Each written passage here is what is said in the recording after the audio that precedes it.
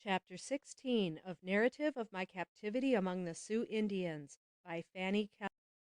Scenes on Cannonball Prairie. Reflections. Well do I remember my thoughts and feelings when first I beheld the mighty and beautiful prairie of Cannonball River. With what singular emotions I beheld it for the first time. I could compare it to nothing but a vast sea, changed suddenly to earth, with all its heaving, rolling billows. Thousands of acres lay spread before me like a mighty ocean, bounded by nothing but the deep blue sky. What a magnificent sight! A sight that made my soul expand with lofty thought, and its frail tenement sink into utter nothingness before it. Well do I remember my sad thoughts and the turning of my mind upon the past, as I stood alone upon a slight rise of ground, and overlooked miles upon miles of the most lovely, the most sublime scene I had ever beheld. Wave upon wave of land stretched away on every hand, covered with beautiful green grass and the blossoming wild flowers of the prairie. Occasionally I caught glimpses of wild animals, while flocks of birds of various kinds and beautiful plumage, skimming over the surface here and there, alighting or departing upward from the earth, added life and beauty and variety to this most enchanting scene. It had been a beautiful day, and the sun was now just burying himself in the far-off ocean of blue, and his golden rays were streaming along the surface of the waving grass and tinging it with a delightful hue. Occasionally some elevated point caught and reflected back his rays to the one I was standing upon, and it would catch, for a moment, his fading rays, and glow like a ball of golden fire. Slowly he took his diurnal farewell, as if loath to quit a scene so lovely, and at last hid himself from my view beyond the western horizon. I stood and marked every change with that poetical feeling of pleasant sadness which a beautiful sunset rarely fails to awaken in the breast of the lover of nature. I noted every change that was going on, and yet my thoughts were far, far away. I thought of the hundreds of miles that separated me from the friends that I loved. I was recalling the delight with which I had, when a little girl, viewed the farewell scenes of day from so many romantic hills and lakes and rivers, rich meadows, mountain gorge and precipice, and the quiet hamlets of my dear native land so far away. I fancied I could see my mother move to the door with a slow step and heavy heart, and gaze with yearning affection toward the broad, the mighty west, and sigh, wondering what had become of her lost child. I thought, and grew more sad as I thought, until tears filled my eyes. Mother! What a world of affection is comprised in that single word! How little do we, in the giddy round of youthful pleasure and folly, heed her wise counsels! How lightly do we look upon that zealous care with which she guides our otherwise erring feet, and watches with feelings which none but a mother can know the gradual expansion of our youth to the riper years of discretion. We may not think of it then, but it will be recalled to our minds in after years, when the gloomy grave, or a fearful living separation, has placed her far beyond our reach, and her sweet voice of sympathy and consolation for the various ills attendant upon us sounds in our ears no more. How deeply then we regret 1,000 deeds that we have done contrary to her gentle admonitions. How we sigh for those days once more, that we may retrieve what we have done amiss, and make her kind heart glad with happiness. Alas, once gone, they can never be recalled, and we grow mournfully sad with the bitter reflection. "Oh, my mother!" I cried aloud, "my dearly beloved mother! Would I ever behold her again? Should I ever return to my native land? Would I find her among the living? If not, heavens! What a sad, what a painful thought!" And instantly I found my eyes swimming in tears, and my frame trembling with nervous agitation. But I would hope for the best. Gradually I became calm. Then I thought of my husband, and what might be his fate. It was sad at best, I well knew. And lastly, though I tried to avoid it, I thought of Mary. Sweet, lost, but dearly beloved Mary. I could see her gentle features. I could hear her plaintive voice, soft and silvery as running waters, and sighed a long, deep sigh as I thought of her murdered. Could I never behold her again? No, she was dead, perished by the cruel, relentless savage. Silence brooded over the world. Not a sound broke the solemn repose of nature. The summer breeze had rocked itself to rest in the willow boughs, and the broad-faced, familiar moon seemed alive and toiling as it climbed slowly up a cloudless sky, passing starry sentinels, whose nightly challenge was lost in vast vortices of blue as they paced their ceaseless round in the mighty camp of constellations. With my eyes fixed upon my gloomy surroundings of tyranny, occasionally a slip of moonshine silvered the ground.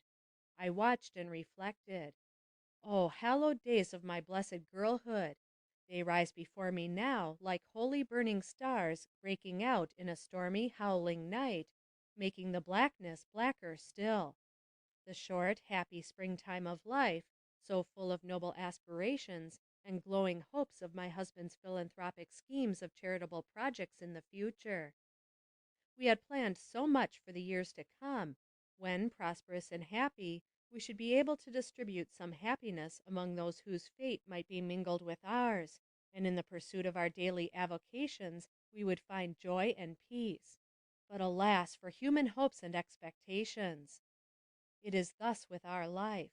We silently glide along, little dreaming of the waves which will so soon sweep over us, dashing us against the rocks, or stranding us forever. We do not dream that we shall ever wreck, until the greater wave comes over us, and we bend beneath its power. If some mighty hand could unroll the future to our gaze, or set aside the veil which enshrouds it, what pictures would be presented to our trembling hearts? No, let it be as the All-Wise hath ordained, a closed-up tomb, only revealed as the events occur. For could we bear them with the fortitude we should, if they were known beforehand? Shrinking from it, we would say, "Let the cup pass from me." End of chapter 16.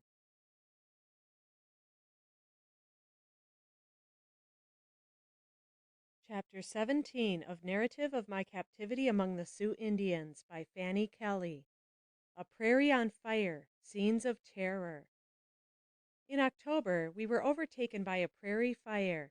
At this season of the year, the plants and grass, parched by a hot sun, are ready to blaze in a moment if ignited by the least spark, which is often borne on the wind from some of the many camp fires. With frightful rapidity, we saw it extend in all directions, but we were allowed time to escape. The Indians ran like wild animals from the flames, uttering yells like demons, and great walls of fire from the right hand and from the left advanced toward us, hissing, crackling, and threatening to unite and swallow us up in their raging fury. We were amid calcined trees, which fell with a thundering crash, blinding us with clouds of smoke, and were burned by the showers of sparks which poured upon us from all directions. The conflagration assumed formidable proportions. The forest shrunk up in the terrible grasp of the flames, and the prairie presented one sheet of fire, in the midst of which the wild animals, driven from their dens and hiding places by this unexpected catastrophe, ran about, mad with terror. The sky gleamed with blood-red reflection, and the impetuous wind swept both flames and smoke before it. The Indians were terrified in the extreme on seeing around them the mountain heights lighted up like beacons to show the entire destruction. The earth became hot, while immense troops of buffalo made the ground tremble with their ferocious tread, and their bellowings of despair would fill with terror the hearts of the bravest men. Every one was frightened, running about the camp as if struck by insanity. The fire continued to advance, majestically as it were, swallowing up everything in its way, preceded by countless animals of various kinds that bounded along with howls of fear, pursued by the scourge, which threatened to overtake them at every step. A thick smoke, laden with sparks, was already passing over the camp.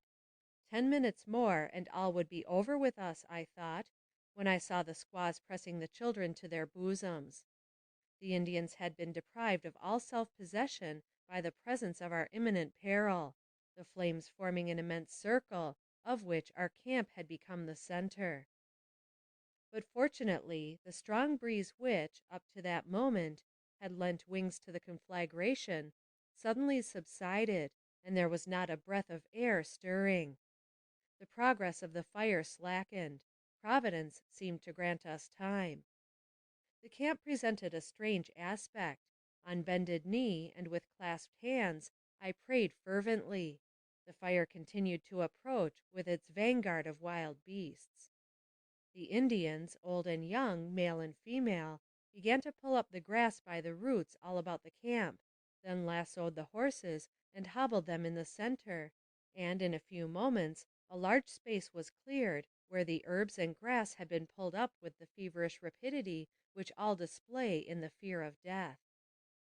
Some of the Indians went to the extremity of the space where the grass had been pulled up, and formed a pile of grass and plants with their feet, then with their flint set fire to the mass, and thus caused fire to fight fire, as they called it.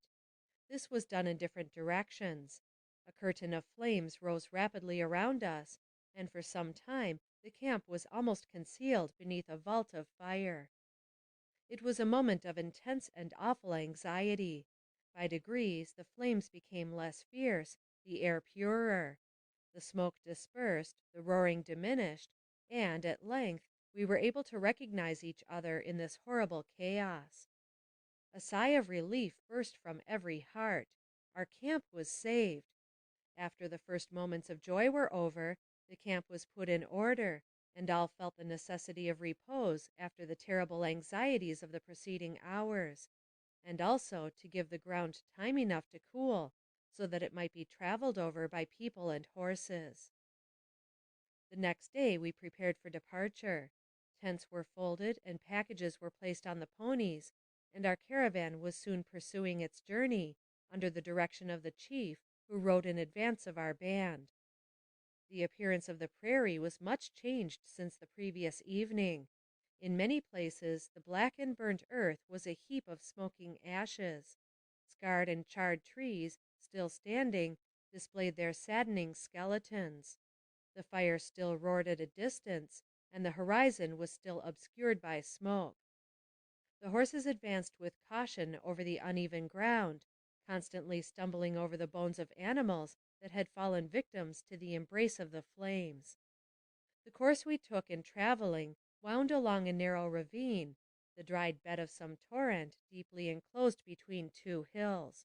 The ground trodden by the horses was composed of round pebbles which slipped from under their feet, augmenting the difficulty of the march, which was rendered still more toilsome to me by the rays of the sun falling directly upon my uncovered head and face. The day passed away thus, and, aside from the fatigue which oppressed me, the day's journey was unbroken by any incident. At evening we again camped in a plain, absolutely bare, but in the distance we could see an appearance of verdure, affording great consolation, for we were about to enter a spot spared by the conflagration. At sunrise next morning we were on the march toward this oasis in the desert. End of chapter 17.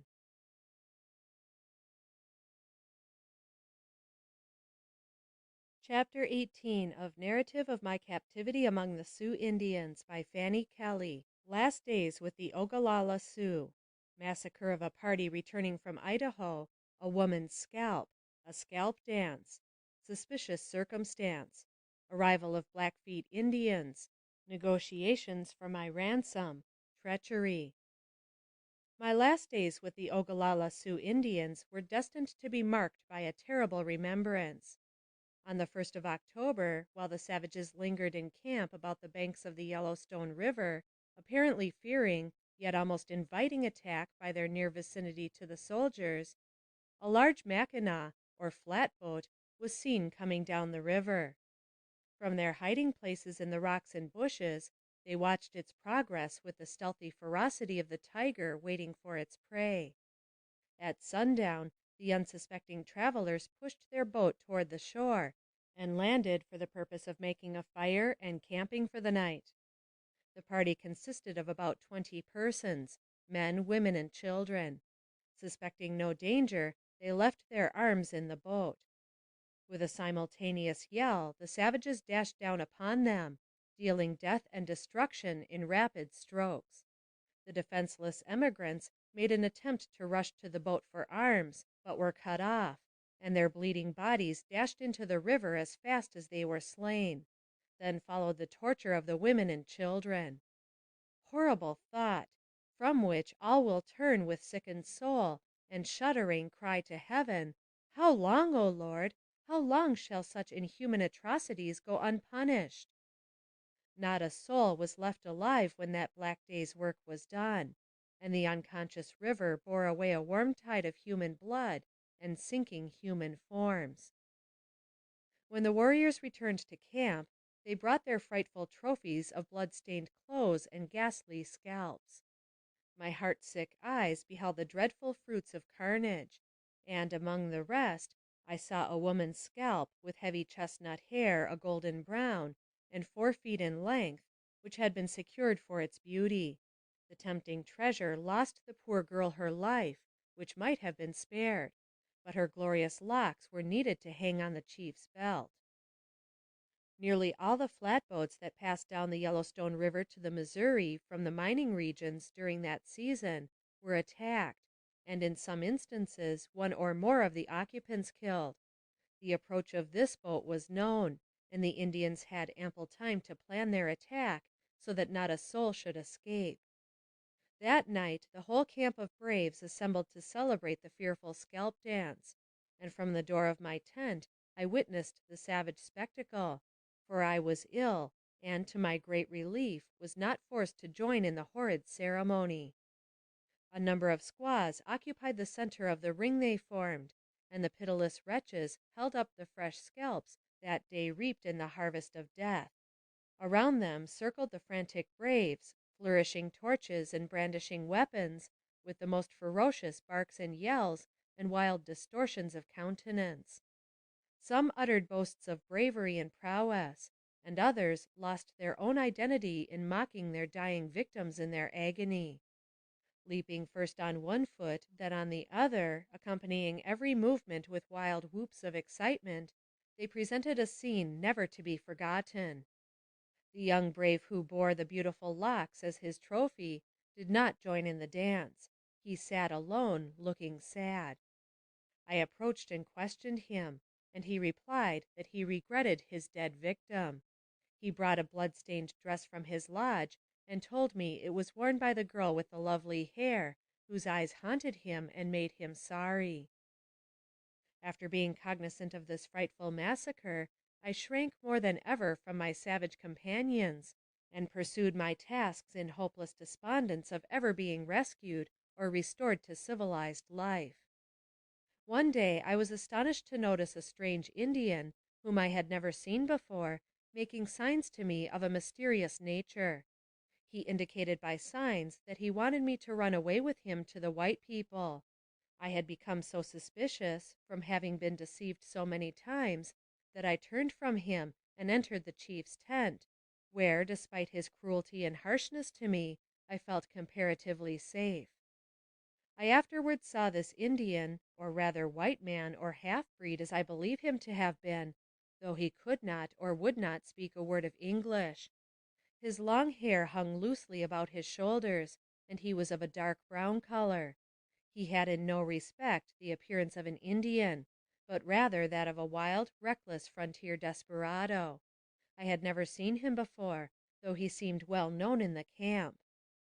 One thing that perhaps made me more suspicious and afraid to trust anyone was a knowledge of the fact that many of the Indians who had lost relatives in the recent battles with General Sully were thirsting for my blood, and would have been glad to decoy me far enough away to wreak their vengeance, and be safe from the fury of the old chief, my taskmaster. This stranger came one day into a tent where I was, and showed me a small pocket Bible that had belonged to my husband, and was presented to him by his now sainted mother many years before. His object was to assure me that I might trust him, but such an instinctive horror of the man had taken possession of me that I refused to believe him, and at last he became enraged and threatened to kill me if I would not go with him. I pled with him to give me the Bible, but he refused. How dear it would have been to me from association, and what strength and comfort I would have received from its precious promises, shut out as I was from my world and all religious privileges, and surrounded by heathen savages. Soon after the foregoing incident, the old chief and his 3 sisters went away on a journey, and I was sent to live with some of his relatives, accompanied by my little companion, Yellow Bird. We traveled all day to reach our destination, a small Indian village. The family I was to live with until the return of the chief and his sisters consisted of a very old Indian and his squaw and a young girl. I had a dread of going among strangers, but was thankful for the kindness with which I was received by this old couple. I was very tired and so sad and depressed that I cared not to ask for anything, but the old squaw, seeming to understand my feelings, considerately placed before me meat and water, and kindly ministered to my wants in every way their means would allow. I was with this family nearly 3 weeks, and was treated with almost affectionate kindness, not only by them, but by every member of the little community. The children would come to see me, and manifest in various ways their interest in me. They would say, "Wasechawea, white woman, looks sad. I want to shake hands with her." I soon began to adapt myself to my new surroundings, and became more happy and contented than I had ever yet been since my captivity began. My time was occupied in assisting the motherly old squaw in her sewing and other domestic work. There was but once a cloud come between us. The old chief had given orders that I was not to be permitted to go out among the other villagers alone, orders of which I knew nothing. Feeling a new sense of freedom, I had sometimes gone out, and on one occasion, having been invited into different teepees by the squaws, stayed so long that the old Indian sent for me, and seemed angry when I returned. He said it was good for me to stay in his tent, but bad to go out among the others. I pacified him at last by saying I knew his home was pleasant, and I was happy there, and that I did not know it was bad to go among the other tents. The old chief returned finally, and my brief season of enjoyment ended. He seemed to delight in torturing me, often pinching my arms until they were black and blue. Regarding me as the cause of his wounded arm, he was determined that I should suffer with him. While in this village, Man Afraid of His Horses arrived, and I was made aware of his high standing as a chief and warrior by the feasting and dancing which followed. He was splendidly mounted and equipped, as also was another Indian who accompanied him.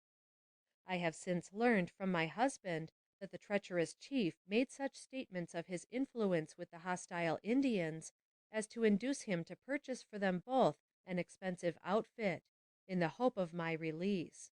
I saw and conversed with him several times, and though he told me that he was from the Platte, he said nothing of the real errand on which he was sent, but returned to the fort and reported to Mr. Kelly that the band had moved, and I could not be found. Captain Fisk had made known to General Sully the fact of my being among the Indians, and the efforts he had made for my release, and when the Blackfeet presented themselves before the general asking for peace, and avowing their weariness of hostility, anxious to purchase arms, ammunition, and necessaries for the approaching winter, he replied, "I want no peace with you. You hold in captivity a white woman. Deliver her up to us, and we will believe in your professions. But unless you do, we will raise an army of soldiers as numerous as the trees on the Missouri River, and exterminate the Indians." The Blackfeet assured General Sully that they held no white woman in their possession, but that I was among the Ogalallas. "As you are friendly with them," said the general, "go to them and secure her, and we will then reward you for so doing." The Blackfeet warriors appeared openly in the village a few days afterward, and declared their intentions, stating in council the determination of General Sully. The Ogalallas were not afraid, they said, and refused to let me go. They held solemn council for 2 days, and at last resolved that the Blackfeet should take me as a ruse to enable them to enter the fort, and a wholesale slaughter should exterminate the soldiers. While thus deliberating as to what they thought best, part of them willing and the other half refusing to let me go, Hunkiapa, a warrior, came into the lodge and ordered me out, immediately following me. He then led me into a lodge where there were 50 warriors, painted and armed, their bows strung and their quivers full of arrows. From thence the whole party, including 3 squaws, who, noting my extreme fear, accompanied me, started toward a creek, where there were 5 horses and warriors to attend us to the Blackfeet village. Placing me on a horse, we were rapidly pursuing our way, when a party of the Ogalallas, who were unwilling, came up with us to reclaim me. Here they parleyed for a time, and finally, after a solemn promise on the part of my new captors that I should be returned safely, and that I should be cared for and kindly treated, we were allowed to proceed. In their parleying, one of the warriors ordered me to alight from the horse, pointing a pistol to my breast. Many of them clamored for my life, but finally they settled the matter and permitted us to proceed on our journey. After so many escapes from death, this last seemed miraculous, but God willed it otherwise, and to him I owe my grateful homage. It was a bitter trial for me to be obliged to go with this new and stranger tribe. I was unwilling to exchange my life for an unknown one, and especially as my companionship with the sisters of the chief had been such as to protect me from injury or insult. A sort of security and safety was felt in the lodge of the chief, which now the fear of my new position made me appreciate still more. Savages they were, and I longed to be free from them, but now I parted with them with regret and misgiving. Though my new masters, for such I considered them, held out promise of liberty and restoration to my friends, knowing the treacherous nature of the Indians, I doubted them. True, the Ogalallas had treated me at times with great harshness and cruelty, yet I had never suffered from any of them the slightest personal or unchaste insult. Let me bear testimony to this redeeming feature in their treatment of me. At the time of my capture, I became the exclusive property of Ottawa, the head chief, a man over 75 years of age and partially blind, yet whose power over the band was absolute. Receiving a severe wound in a melee I have already given account of, as I was compelled to become his nurse or medicine woman, and my services as such were so appreciated that, harsh and cruel as he might be, it was dangerous for others to offer me insult or injury, and to this fact, doubtless, I owe my escape from a fate worse than death. The Blackfeet are a band of the Sioux nation, consequently our allies in battle. The chief dared not refuse on this account. Besides, he was an invalid and wounded badly. The Blackfeet left 3 of their best horses as a guarantee for my safe return. The chief of the Ogalallas had expressed the desire that, if the Great Spirit should summon him away, that I might be killed, in order to become his attendant to the spirit land. It was now the commencement of November, and their way seemed to lead to the snowy regions, where the cold might prove unendurable. When I heard the pledge given by the Blackfeet, my fears abated. Hope sprang buoyant at the thought of again being within the reach of my own people, and I felt confident that, once in the fort, I could frustrate their plans by warning the officers of their intentions. I knew what the courage and discipline of fort soldiers could accomplish, and so hoped, not only to thwart the savage treachery, but punish the instigators. End of chapter 18.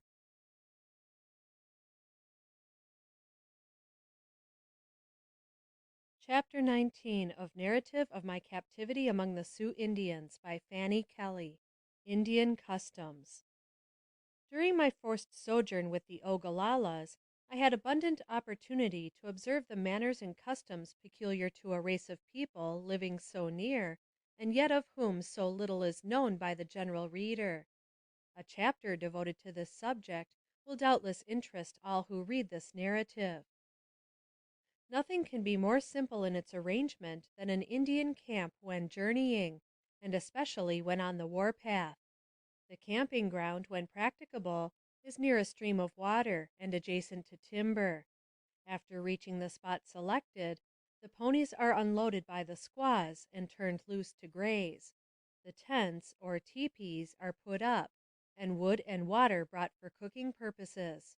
All drudgery of this kind is performed by the squaws, an Indian brave scorning as degrading all kinds of labor not incident to the chase or the warpath. An Indian tepee is composed of several dressed skins, usually of the buffalo, sewed together and stretched over a number of poles, the larger ones containing as many as 20 of these poles, which are 15 to 20 feet long. They are of yellow pine, stripped of bark, and are used as travois in traveling. 3 poles are tied together near the top or small ends, and raised to an upright position, the bottoms being spread out as far as the fastening at the top will permit. Other poles are laid into the crotch thus formed at the top, and spread out in a circular line with the 3 first put up. This comprises the framework, and when in the position described, is ready to receive the covering, which is raised to the top by means of a rawhide rope, when, a squaw seizing each lower corner, it is rapidly brought around, and the edges fastened together with wooden pins, a squaw getting down on all fours, forming a perch upon which the tallest squaw of the family mounts, and inserts the pins as high as she can reach. A square opening in the tent serves for a door, and is entered in a stooping posture. A piece of hide hangs loosely over this opening, and is kept in position by a heavy piece of wood fastened at the bottom. When in position, the Indian tepee is of the same shape as the Sibley tent. In the middle is built a fire, where all the cooking is done, a hole at the top affording egress for the smoke. The preparation for a meal is a very simple affair. Meat was almost their only article of diet, and was generally roasted, or rather warmed through over the fire, although sometimes it was partially boiled, and always eaten without salt or bread. They have no set time for eating, will fast all of one day and perhaps eat a dozen times the next. The outer edge of the tent contains the beds of the family, which are composed of buffalo robes and blankets. These are snugly rolled up during the day and do service as seats. If there is reason to suppose an enemy near, no fire is allowed in the camp, and in that case each one satisfies appetite as best he or she can, but generally with papa, or dried buffalo meat. An Indian camp at close of day presents a most animated picture. The squaws passing to and fro, loaded with wood and water, or meat, or guiding the sledges drawn by dogs, carrying their all. Dusky warriors squatted on the ground in groups around fires built in the open air, smoking their pipes or repairing weapons, and recounting their exploits. Half-naked and naked children, capering about in childish glee, furnish a picture of the nomadic life of these Indians of strange interest. Not more than 10 minutes are required to set up an Indian village. When it becomes necessary to move a village, which fact is never known to the people, a crier goes through the camp shouting, "Egalakapo! Egalakapo!" when all the squaws drop whatever work they may be engaged in, and in an instant are busy as bees, taking down teepees, bringing in the ponies and dogs, and loading them, and in less than 15 minutes the cavalcade is on the march. The squaws accompany the men when they go to hunt buffalo, and as fast as the animals are killed, they strip off their hides, and then cut off the meat in strips about 3 feet long, 3 to 4 inches wide, and 2 inches thick. And such is their skill that the bones will be left intact and as free from meat as though they had been boiled. The meat is then taken to camp and hung up to dry. It is most filthy, being covered with grass and the excrement of the buffalo. the medicine men treat all diseases nearly alike. The principal efforts are directed to expelling the spirit, whatever it may be, which it is expected the medicine man will soon discover, and having informed the friends what it is, he usually requires them to be in readiness to shoot it as soon as he shall succeed in expelling it. Incantations and ceremonies are used, intended to secure the aid of the spirit or spirits the Indian worships. When he thinks he has succeeded, the medicine man gives the command, and from 2 to 6 or more guns are fired at the door of the tent to destroy the spirit as it passes out.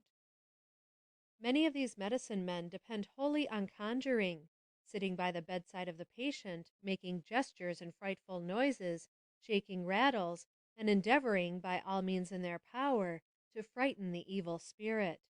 They use fumigation, and are very fond of aromatic substances, using and burning cedar and many different plants to cleanse the tent in which the sick person lies. The native plants, roots, herbs, and so forth are used freely and are efficacious. They are very careful to conceal from each other, except a few initiated, as well as from white men, a knowledge of the plants used as medicine, probably believing that their efficacy in some measure depends on this concealment. There is a tall branching plant growing abundantly in the open woods and prairies near the Missouri River, which is used chiefly by the Indians as a purgative, and is Euphorbia correlata, well known to the botanist. Medicines are generally kept in bags made of the skin of some animal. All the drinks which are given to the sick to quench thirst are astringent, sometimes bitter, and sometimes slightly mucilaginous. The most common is called red root, Ceanothus canadensis, a plant abounding in the western prairies, although they seem to have more faith in some ceremony. A dance peculiar to the tribe where I was, called the pipe dance, is worth mentioning, and is called by the Indians a good medicine. A small fire is kindled in the village, and around this the dancers, which usually consist of young men, collect, each one seated upon a robe. The presiding genius is a chief, or a medicine man, who seats himself by a fire with a long pipe which he prepares for smoking. Offering it first to the Great Spirit, he then extends it toward the north, south, east, and west, muttering unintelligibly. Meanwhile, an equally august personage beats a drum, singing and leaping and smoking. The master of ceremonies sits calmly looking on, puffing away with all the vigor imaginable. The dance closes with piercing yells and barking like frightened dogs, and it lasts an hour or more. When the mother gives birth to her child, it is not uncommon for no other person to be present. She then lives in a hut or lodge by herself until the child is 25 or 30 days old, when she takes it to its father, who then sees his child for the first time. Females, after parturition and also in other conditions, bathe themselves, swim, as they express it, in the nearest river or lake. This is, no doubt, a most efficacious means of imparting strength and vigor to the constitution, and it is certain that Indian females are less subject to what are termed female complaints than white women. It is an uncommon occurrence that an Indian woman loses her life in parturition. When the child is old enough to run alone, it is relieved of its swathings, and if the weather is not too cold, it is sent off without a particle of clothing to protect it or impede the action of its limbs, and in this manner it is allowed to remain until it is several years old, when it receives a limited wardrobe. Despite the rugged and exposed life they lead, there are comparatively few cripples and deformed persons among them. It is said that deformed infants are regarded as unprofitable and a curse from the Great Spirit, and disposed of by death soon after birth. Sometimes, at the death of a mother, the infant is also interred. An incident of this kind was related to me. A whole family had been carried off by smallpox except an infant. Those who were not sick had as much to do as they could conveniently attend to. Consequently, there was no one willing to take charge of the little orphan. It was placed in the arms of its dead mother, enveloped in blankets and a buffalo robe, and laid upon a scaffold in their burying place. Its cries were heard for some time, but at last they grew fainter, and finally were hushed altogether in the cold embrace of death, with the moaning wind sounding its requiem, and the wolves howling in the surrounding gloom, a fitting dirge for so sad a fate. The Indians believe that God, or the Great Spirit, created the universe and all things just as they exist. They believe the sun to be a large body of heat, and that it revolves around the earth. Some believe it is a ball of fire. They do not comprehend the revolution of the earth around the sun. They suppose the sun literally rises and sets, and that our present theory is an invention of the white man, and that he is not sincere when he says the earth moves around the sun.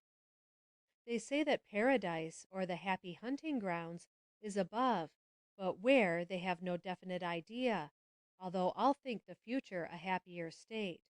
They regard skill in hunting or success in war as the passport to eternal happiness and plenty, where there is no cold or wet season. Still, they all acknowledge it is the gift of the Wahontanka, the Great Spirit.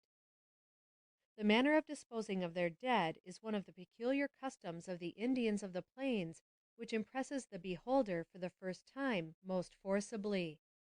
4 forked posts are set up, and on them a platform is laid, high enough to be out of reach of wolves or other carnivorous animals, and on this the body is placed, wrapped in buffalo robes or blankets, and sometimes both, according to the circumstances of the deceased, and these are wound securely with a strip of buffalo hide. If in the vicinity of timber, the body is placed on a platform securely fixed in the crotch of a high tree.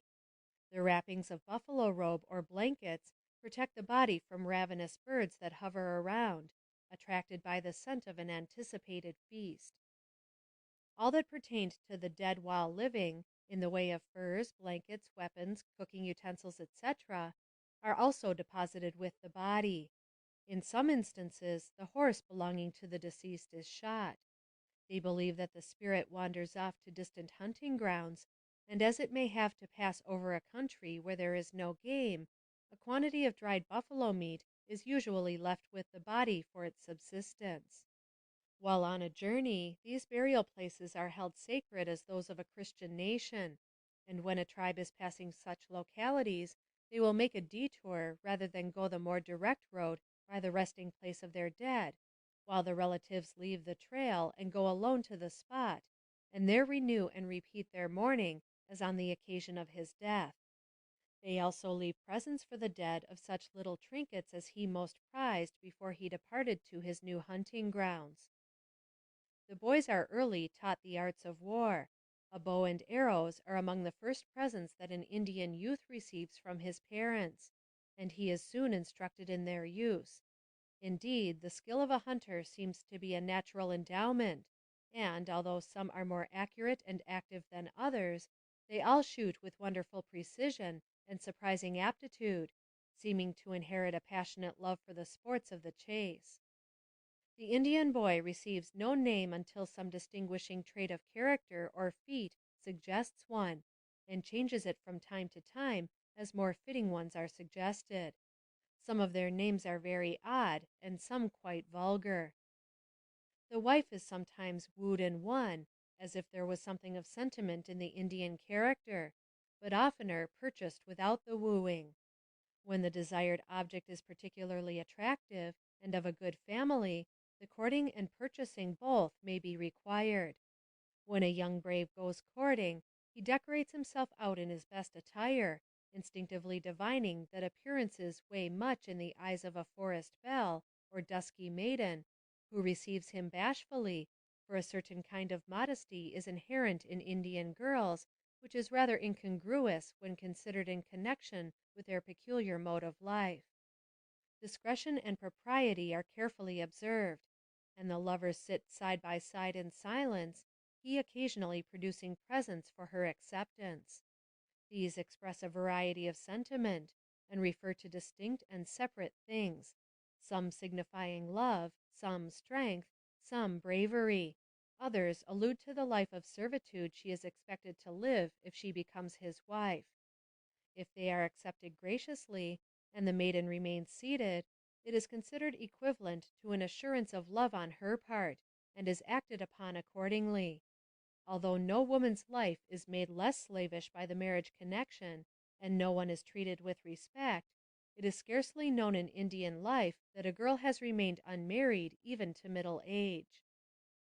When a chief desires to multiply the number of his wives, he often marries several sisters, if they can be had, not because of any particular fancy he may have for any but the one who first captivated him, but because he thinks it more likely to have harmony in the household when they are all of one family. Not even squaws can live happily together when each may have a part interest in the same man as their husband jointly. Polygamy is inconsistent with the female character, whether in barbarism or civilization. As many skins as they can transport on their ponies of the game killed while on their hunts are dressed by the squaws, and then taken to some trading post, military station, or agency, and bartered off for such articles as are most desired by them, such as beads, paints, etc., and powder, lead, and caps. They are willing to allow much more proportionately for ammunition than any other articles. They are most outrageously swindled by the traders whom our government licenses to trade with them. A buffalo robe, which the trader sells for from $10 to $15, is bought from the Indians for a pint cap of sugar and a small handful of bullets, while furs of all kinds are exchanged for paints and trinkets at equally disproportionate rates. The Indians know they are cheated whenever they barter with the white traders, but they have no remedy, as there is no competition, and hence much of their dissatisfaction. Buffalo robes, bearskins, and deer and antelope skins are brought in great numbers. They shoot and trap the beaver and otter expressly for their furs. The Indians are almost universally fond of whiskey, and have a strong propensity for gambling. They will risk at cards almost everything they own, and if unsuccessful, appear quite resigned to their loss, resting in the gambler's hope of better luck next time. The squaws play a game with small bones of oblong shape, which seems to have a great fascination for them, as I have known them to spend whole days and nights at it, and in many instances gambling away everything they owned. 5 of these pieces are used, each possessing a relative value in the game, designated by spots from 1 to 5 on one side, the other being blank. They are placed in a dish or small basket, which is shaken and then struck upon the ground with a jar, tossing the pieces over, and, according to the number of spots up, so is the game decided, very similar, I imagine, to the white man's game of high die. They have a peculiar way of defining time. When they wish to designate an hour of the day, they point to the position the sun should be in at that time. The number of days is the number of sleeps. Their next division of time is the number of moons instead of our months, and the seasons are indicated by the state of vegetation. For instance, spring is when the grass begins to grow, and the autumn is when the leaves fall from the trees, while years are indicated by the season of snows. There is a language of signs common to all the tribes, by which one tribe may communicate with another without being able to speak or understand its dialect. Each tribe is known by some peculiar sign. The Indian is noted for his power of endurance of both fatigue and physical pain. I have thought much upon the fear manifested by these reputed brave barbarians. They seem to be borne down with the most tormenting fear for their personal safety at all times, at home or roaming for plunder, or when hunting, and yet courage is made a virtue among them, while cowardice is the unpardonable sin. When compelled to meet death, they seem to muster sullen, obstinate defiance of their doom that makes the most of a dreaded necessity, rather than seek a preparation to meet it with submission, which they often dissemble but never possess. Instinct, more than reason, is the guide of the red man. He repudiates improvement and despises manual effort. For ages has his heart been embedded in moral pollution.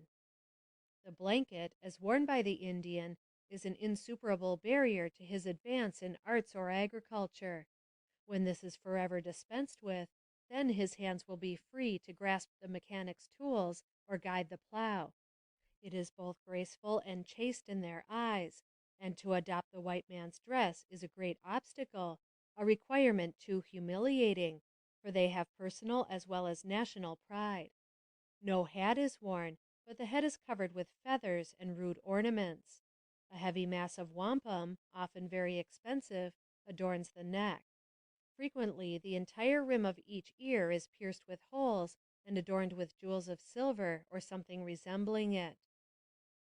The Indian does everything through motives of policy. He has none of the kindlier feelings of humanity in him. He is as devoid of gratitude as he is hypocritical and treacherous. He observes a treaty or promise only so long as it is dangerous for him to disregard it, or for his interest in other ways to keep it. Cruelty is inherent in them, and is early manifested in the young, torturing birds, turtles, or any little animal that may fall into their hands. They seem to delight in it, while the pleasure of the adult in torturing his prisoners is most unquestionable. They are inveterate beggars, but never give, unless with a view to receive a more valuable present in return. The white man, he has been taught, is his enemy, and he has become the most implacable enemy of the white man. His most fiendish murders of the innocent is his sweetest revenge for a wrong that has been done by another. The youth are very fond of war. They have no other ambition, and pant for the glory of battle, longing for the notes of the war song, that they may rush in and win the feathers of a brave. They listen to the stories of the old men, as they recall the stirring scenes of their youth, or sing their war songs, which form only a boasting recapitulation of their daring and bravery. They yearn for the glory of war, which is the only path to distinction. Having no arts or industrial pursuits, the tribes are fast waning from war, exposure, and disease. But few of the tribes cultivate the soil, the nature of the Indian rendering in his eyes as degrading all labor not incident to the chase or the warpath, and notwithstanding the efforts of missionaries, and the vast sums of money expended by the government to place them on reservations and teach them the art of agriculture, the attempts to civilize the Indian in that way may be considered almost a total failure.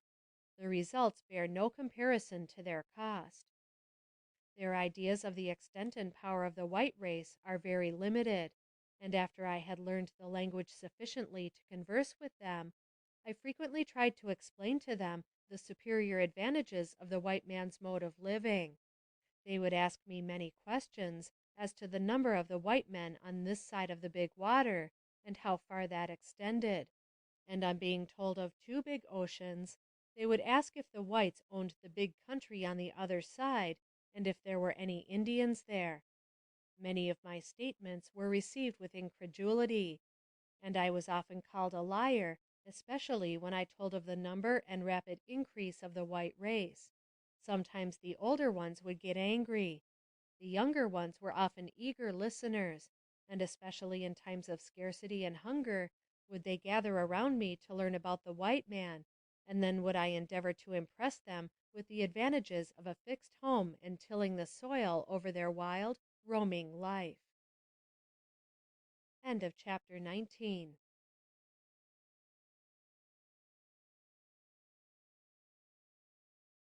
Chapter 20 of Narrative of My Captivity Among the Sioux Indians by Fanny Kelly. An Indian Tradition. Arrival at the Blackfeet Village. An offer to purchase me indignantly rejected. A Yankton attempts my capture. The Blackfeet village was 150 miles from the Ogalallas, and the way thither lay often over the tops of bare and sandy hills. On the summits of these heights I found shells such as are picked up at the seaside. The Indians accounted for their appearance there by saying that once a great sea rolled over the face of the country, and only one man in a boat escaped with his family. He had sailed about in the boat until the waters retired to their place, and, living there, became the father of all the Indians. These savages proved very kind to me. Though their nation is regarded by the whites as very vindictive and hostile, They showed me nothing but civility and respect. On the third morning we reached a small village, where we halted. The Indians of the village were rejoiced to see me. Among them I recognized many familiar faces, and they imparted to us their mistrust and apprehension lest I had been stolen from the Ogalallas. But the Blackfeet assured them to the contrary, and after questioning me, they became satisfied and gave us food, promising to send warriors to our village and giving us another horse. The journey to the village of the Blackfeet was exceedingly wearisome, completely exhausting me by its length, and I suffered from the intense cold weather. Approaching their village, they entered it with loud demonstrations of joy, singing and whooping after the manner of their race, with noises defying description. I was received with great joy, and even marks of distinction were shown me. That night there was a feast, and everything denoted a time of rejoicing.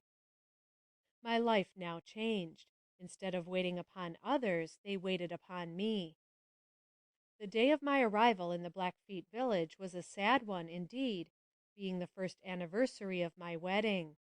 The songs and shouts of exultation of the Indians seemed like a bitter mockery of my misery and helplessness.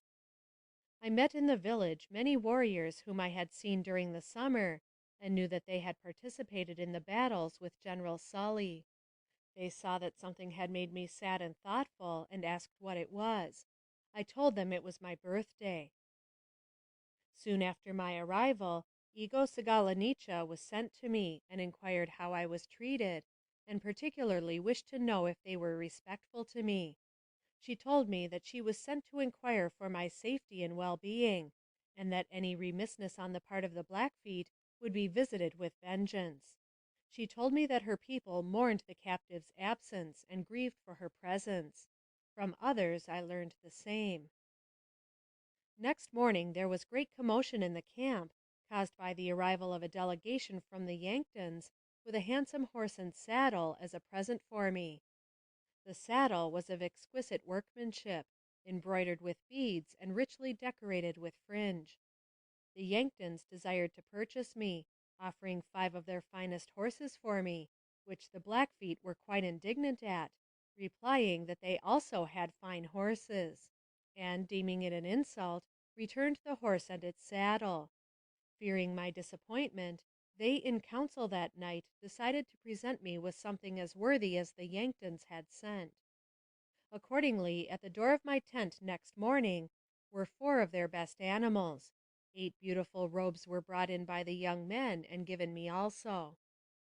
The Yanktons were told to return to their tribe, and if such a message was again sent, the hatchet would be painted and given to them. This closed the negotiation, but not their efforts to obtain me. The large reward which had been offered for my recovery caused the Indians much trouble, as frequently large parties from other tribes would come in, offering to purchase me from those who held me captive. Several such instances occurred while I was with the Ogalallas, nor were the Blackfeet exempt from similar annoyances. One day, while in Tall Soldier's tepee, there was a large body of mounted warriors seen approaching the village. The women gathered around me and told me I must stay in the tent concealed. All was excitement, and the women seemed frightened. Soon I knew that preparations were being made for a feast on a large scale. The strange warriors came into camp and held a council, at which Tall Soldier made a speech, which from the distance I could not understand. They then had a feast and departed. The Blackfeet gave me to understand that the visit of these Indians was on my account, as had been that of the Yanktons. Soon after, I noticed that parties of warriors would leave the camp daily and return, bringing ammunition and goods of various kinds. I learned from the squaws and children that a party of traders from the Platte River had arrived in the neighborhood with 4 wagons to trade with the Indians, and that they wanted to buy me, but that the Indians would not part with me. I pretended to the Indians that I did not desire to leave them, but pled that I might go with them to see the white men, which was refused, as was also a request that I might write a letter to them. Soon after, the traders were murdered, only one man escaping, which reached Fort Laramie nearly dead from hunger and exposure, having traveled the whole distance from the Missouri River on foot. I have since learned that the men were sent out by Mr. Bove, a trader, near Fort Laramie, with instructions to procure my release if it required all they possessed. Since learning these facts, I am more than ever convinced that the reluctance of the Indians to give me up grew out of their hope of capturing Fort Sully through my involuntary agency and securing a greater booty than any ransom offered, as also of obtaining revenge for the losses inflicted upon their nation by the soldiers under General Sully. The Blackfeet appeared in every respect superior to the tribe I had left. The chief, tall soldier, displayed the manners and bearing of a natural gentleman. They kept up an air of friendliness and communicated frequently with the whites, but in reality were ready to join any hostile expedition against them, and were with the Ogallala Sioux when our train was attacked at Box Elder. The Blackfeet seemed to be stationary in their village, only sallying out in small parties for plunder and horses, and, during that time, keeping up a succession of entertainments at the tepee of the chief, where a constant arrival of warriors and many Indians from other tribes, who were warmly welcomed, added to the excitement of the days. I sympathized with the poor wife of the chief, who was the only woman beside myself in the tent, and to whose labor all the feasts were due. She was obliged to dress the meat, make fires, carry water, and wait upon strangers, besides setting the lodge in order. These unceasing toils she performed alone, the commands of the chief forbidding me to aid her. While with the Ogallalas, I never crossed their will or offered resistance to my tasks, however heavy, having learned that obedience and cheerful industry were greatly prized, and it was, doubtless, my conciliating policy that had at last won the Indians, and made them bewail my loss so deeply. The squaws are very rebellious, often displaying ungovernable and violent temper. They consider their life a servitude, and being beaten at times like animals, and receiving no sort of sympathy, it acts upon them accordingly. The contrast between them and my patient submission had its effect upon the Indians, and caused them to miss me when separated from them. During my sojourn in this village, I received invitations to every feast, and to the different lodges. One day, when visiting one of these lodges, a package of letters was given me to read. They had been taken from Captain Fisk's train, and were touchingly beautiful. Some of them were the correspondence of a Mr. Nichols with a young lady, to whom he seemed tenderly attached. I was asked to read these letters and explain them to the Indians. I was removed at different times to various lodges, as a sort of concealment, as I learned that the Yanktons had not given up the idea of securing me, and, one night, I awoke from my slumbers to behold an Indian bending over me, cutting through the robes which covered me, after making a great incision in the tent whereby he entered. Fearing to move, I reached out my hand to the squaw who slept near me, whose name was Chahampa Say, White Sugar, pinching her to arouse her, which had its effect, for she immediately arose and gave the alarm, at which the Indian fled. This caused great excitement in the camp, and many threats were made against the Yanktons. The intense cold and furious storms that followed my arrival among the Blackfeet precluded the possibility of their setting out immediately on the proposed journey to Fort Sully. The snowdrifts had rendered the mountain passes impassable, and the chief informed me that they must wait until they were free from danger before taking leave of the shelter and security of their protected village. End of chapter 20.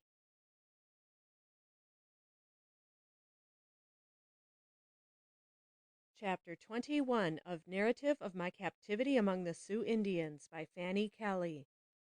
Appearance of Jumping Bear. I prevail on him to carry a letter to the fort. A war speech. Intended treachery. Resume our journey to the fort. Singular meeting with a white man. Has Richmond fallen? Arrival at the fort. I am free. Jumping Bear, who rescued me from the revengeful arrow of the Indian whose horse the thief shot, one day presented himself to me and reminded me of my indebtedness to him in thus preserving my life. Trembling with fear, I listened to his avowal of more than ordinary feeling, during which he assured me that I had no cause to fear him, that he had always liked the white woman and would be more than a friend to me. I replied that I did not fear him, that I felt grateful to him for his kindness and protection, but that unless he proved his friendship for me, no persuasion could induce me to listen.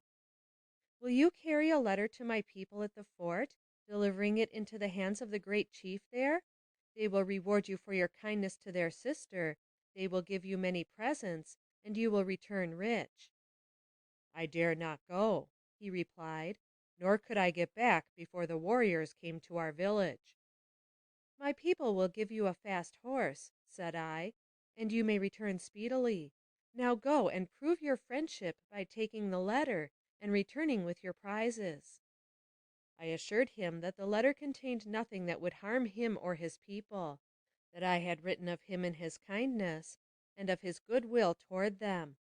After many and long interviews, the women of the lodge using their influence, I at last prevailed upon him to go, and invoking the bright moon as a witness to my pledge of honor and truth, he started on his journey, bearing the letter which I believed was to seal my fate for weal or woe. In the moonlight I watched his retreating form, imploring heaven to grant the safe delivery of the little messenger upon which so much depended. Daring and venturesome deed! Should he prove false to me, and allow anyone outside the fort to see the letter, my doom was inevitable. Many days of intense anxiety were passed after his departure. The squaws, fearing I had done wrong in sending him, were continually asking questions, and it was with difficulty I could allay their anxiety and prevent them from disclosing the secret to the other women. The contents of the letter were a warning to the big chief and the soldiers of an intended attack on the fort and the massacre of the garrison, using me as a ruse to enable them to get inside the fort, and beseeching them to rescue me if possible. The messenger reached the fort and was received by the officer of the day, Lieutenant Hesselberger, and conducted to the commander of the post, Major House, and Adjutant Pell, who had been left there to treat with the Indians on my account. Footnote: a written statement from Lieutenant Hesselberger, setting forth the fact of my writing and sending the letter of warning, and that it undoubtedly was the means of saving the garrison at Fort Sully from massacre, is on file in the Treasury Department at Washington. A certified copy is published in connection with this narrative. End footnote. General Sully was absent at Washington, but every necessary precaution was taken to secure the fort. Jumping Bear received a suit of clothes and some presents, and was sent back with a letter for me, which I never received, as I never saw him again. These facts I learned after my arrival at Fort Sully. The night before our departure from the Blackfeet village, en route for the fort, I was lying awake and heard the chief address his men seriously upon the subject of their wrongs at the hands of the whites. I now understood and spoke the Indian tongue readily, and so comprehended his speech, which, as near as I can recollect, was as follows: "Friends and sons, listen to my words. You are a great and powerful band of our people. The inferior race, who have encroached on our rights and territories, justly deserve hatred and destruction.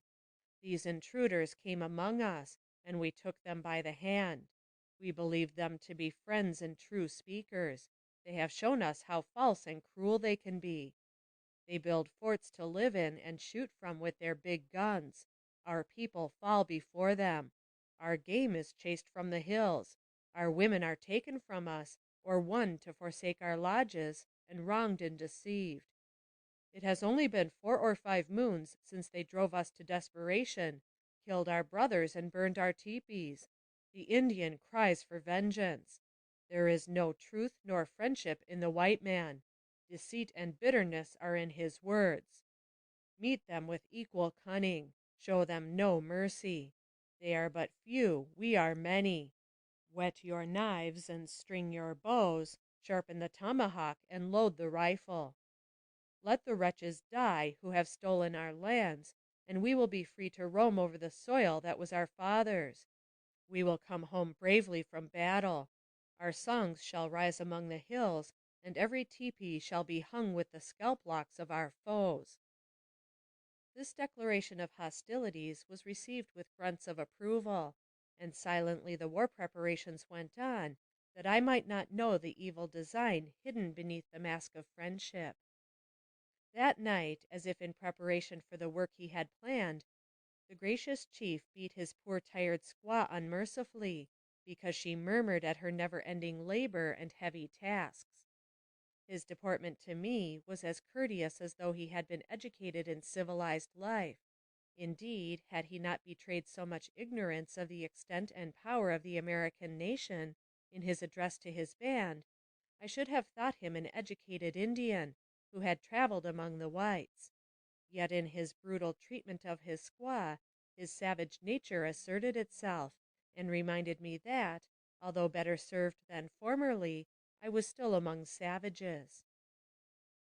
When morning came to my sleepless night, I arose, still dreading lest some terrible intervention should come between me and the longed-for journey to the abodes of white men. The day before leaving the Blackfeet village, I gave all my Indian trinkets to a little girl who had been my constant companion, and by her gentle and affectionate interest in the captive white woman, had created within me a feeling akin to love. She was half white, and was granddaughter of a chief called Wichinkiapa, who also treated me with kindness. The morning after the chief's address to his warriors, the savages were all ready for the road, and, mounting in haste, set up their farewell chant as they wound in a long column out of the village. I have frequently been asked, since my restoration to civilization, how I dressed while with the Indians, and whether I was clothed as the squaws were. A description of my appearance as I rode out of the Indian village that morning will satisfy curiosity on this point. My dress consisted of a narrow white cotton gown, composed of only 2 breadths, reaching below the knee and fastened at the waist with a red scarf. Moccasins, embroidered with beads and porcupine quills, covered my feet, and a robe over my shoulders completed my wardrobe. While with the Ogalallas, I wore on my arms great brass rings that had been forced on me, some of them fitting so tight that they lacerated my arms severely, leaving scars that I shall ever retain as mementos of my experience in Indian ornamentation. I was also painted as the squaws were, but never voluntarily applied the article. It was winter, and the ground was covered with snow, but so cold was the air that its surface bore the horse's feet on its hard, glittering breast, only breaking through occasionally in the deep gullies. It was 200 miles from the Blackfeet village to Fort Sully, in the middle of winter, and the weather intensely cold, from the effects of which my ill-clad body suffered severely. I was forced to walk a great part of the way to keep from freezing. Hoping for deliverance, yet dreading lest the treacherous plans of the Indians for the capture of the fort and massacre of its garrison might prove successful, and my return to captivity inevitable, I struggled on, striving to bear with patience the mental and bodily ills from which I suffered. My great fear was that my letter had not fallen into the right hands. On our journey we came in sight of a few lodges, and in among the timber we camped for the night. While in one of the lodges, to my surprise, a gentlemanly figure approached me, dressed in modern style. It astonished me to meet this gentlemanly-looking, well-mannered gentleman under such peculiar circumstances. He drew near and addressed me courteously. "This is cold weather for traveling. Do you not find it so?" he inquired. "Not when I find myself going in the right direction," I replied. I asked him if he lived in that vicinity, supposing, of course, from the presence of a white man in our camp, that we must be near some fort, trading post, or white settlement. He smiled and said, "I am a dweller in the hills, and confess that civilized life has no charms for me. I find in freedom and nature all the elements requisite for happiness. Having been separated from the knowledge and interests of national affairs just when the struggle agitating our country was at its height, I asked the question, "Has Richmond been taken?" "No, nor never will be," was the reply. Further conversation on national affairs convinced me that he was a rank rebel. We held a long conversation on various topics.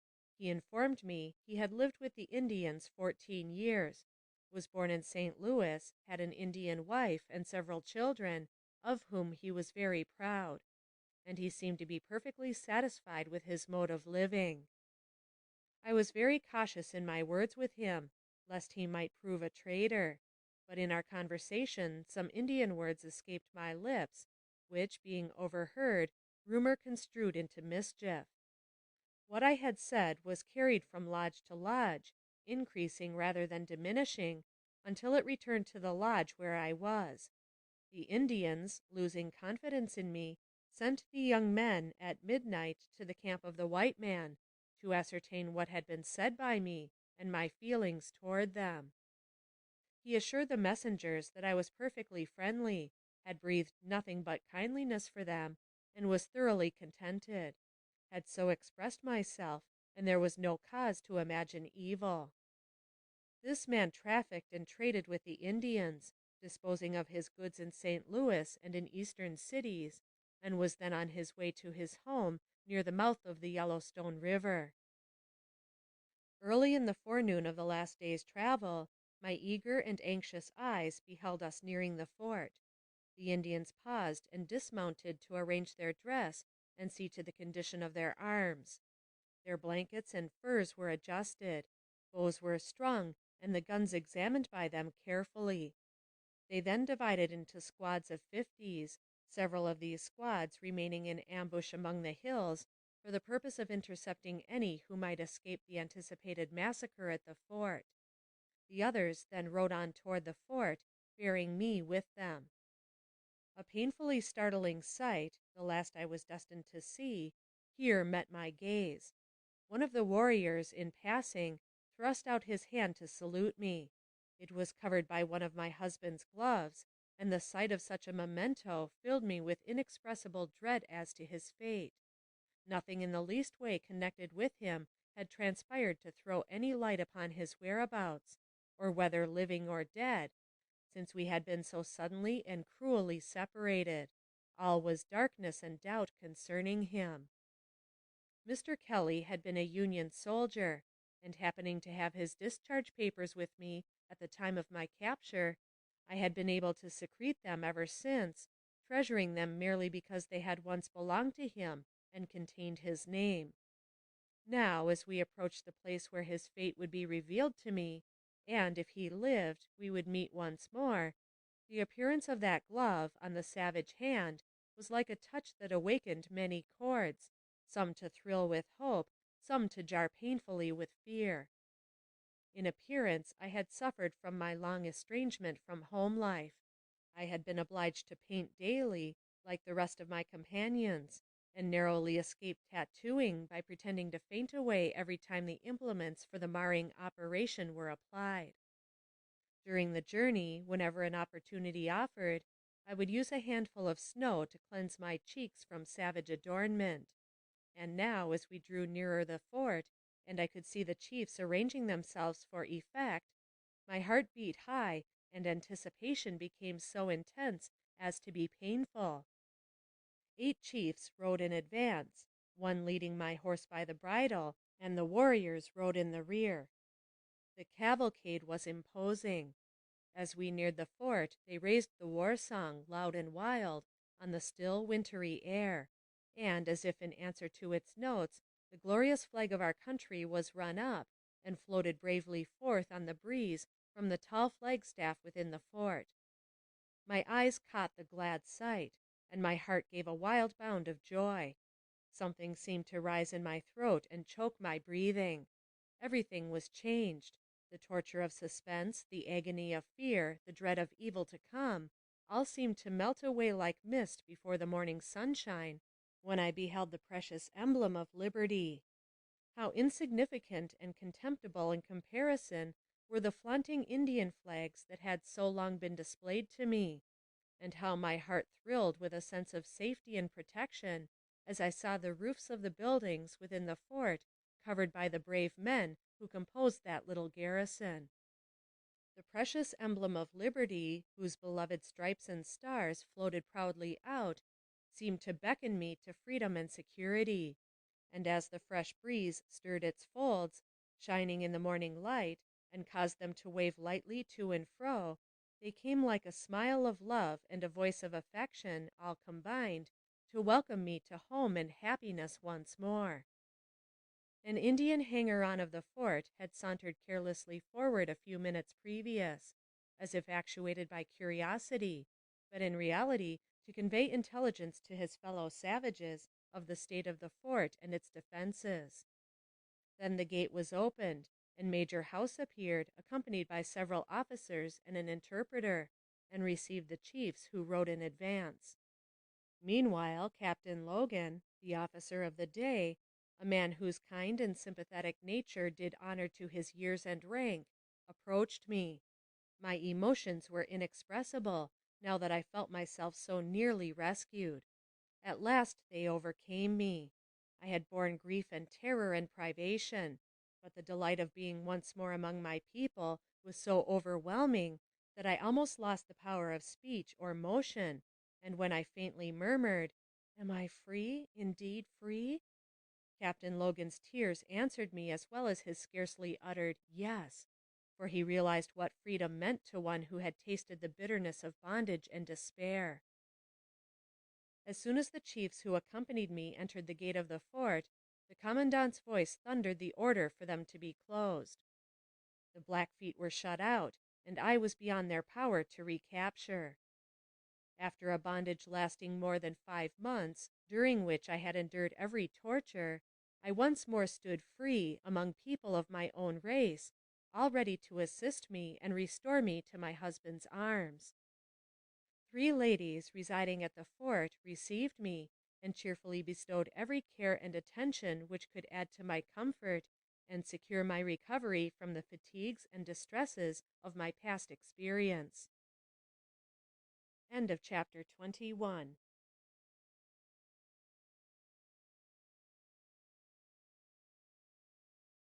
Chapter 22 of Narrative of My Captivity Among the Sioux Indians by Fanny Kelly.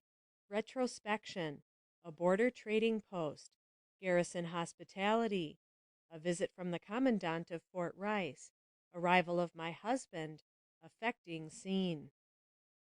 At first, and some time afterward, at intervals, the effects of my life among the savages preyed upon my mind, so as to injure its quiet harmony. I was ill at ease among my new friends, and they told me that my eyes wore a strangely wild expression, like those of a person constantly in dread of some unknown alarm. Once more free and safe among civilized people, I looked back on the horrible past with feelings that defy description. The thought of leaving this mortal tenement on the desert plain for the wolves to devour and the bones to bleach under the summer sun and winter frosts had been painful indeed. Now I knew that if the weary spirit should leave its earthly home, the body would be cared for by kind Christian friends, and tenderly laid beneath the grass and flowers, and my heart rejoiced therein. Hunger and thirst, long days of privation and suffering, had been mine. No friendly voices cheered me on. All was silence and despair. But now the scene had changed, and the all-wise being, who is cognizant of every thought, knew the joy and gratitude of my soul. True, during the last few weeks of my captivity, the Indians had done all in their power for me, all their circumstances and condition would allow, and the women were very kind, but their people were not my people, and I was detained a captive, far from home and friends and civilization. With Alexander Selkirk I could say, better dwell in the midst of alarms than reign in this horrible place. Being young and possessed of great cheerfulness and elasticity of temper, I was enabled to bear trials which seemed almost impossible for human nature to endure and live. Soon after my arrival at the fort, Captain Pell came and invited me to go to a trader's store to obtain a dress for myself. I needed it very much, having no clothing of my own to wear. A kind lady, Mrs. Davis, accompanied me, and the sight that presented itself to my wondering eyes will never be erased from memory. By the doorsteps, on the porches, and everywhere were groups of hungry Indians of all sizes and both sexes, claiming to be friendly. Some of them were covered with every conceivable kind of superficial clothing and adornment, and critically wanting in cleanliness, a peculiar trait among the Indians of the Northwest.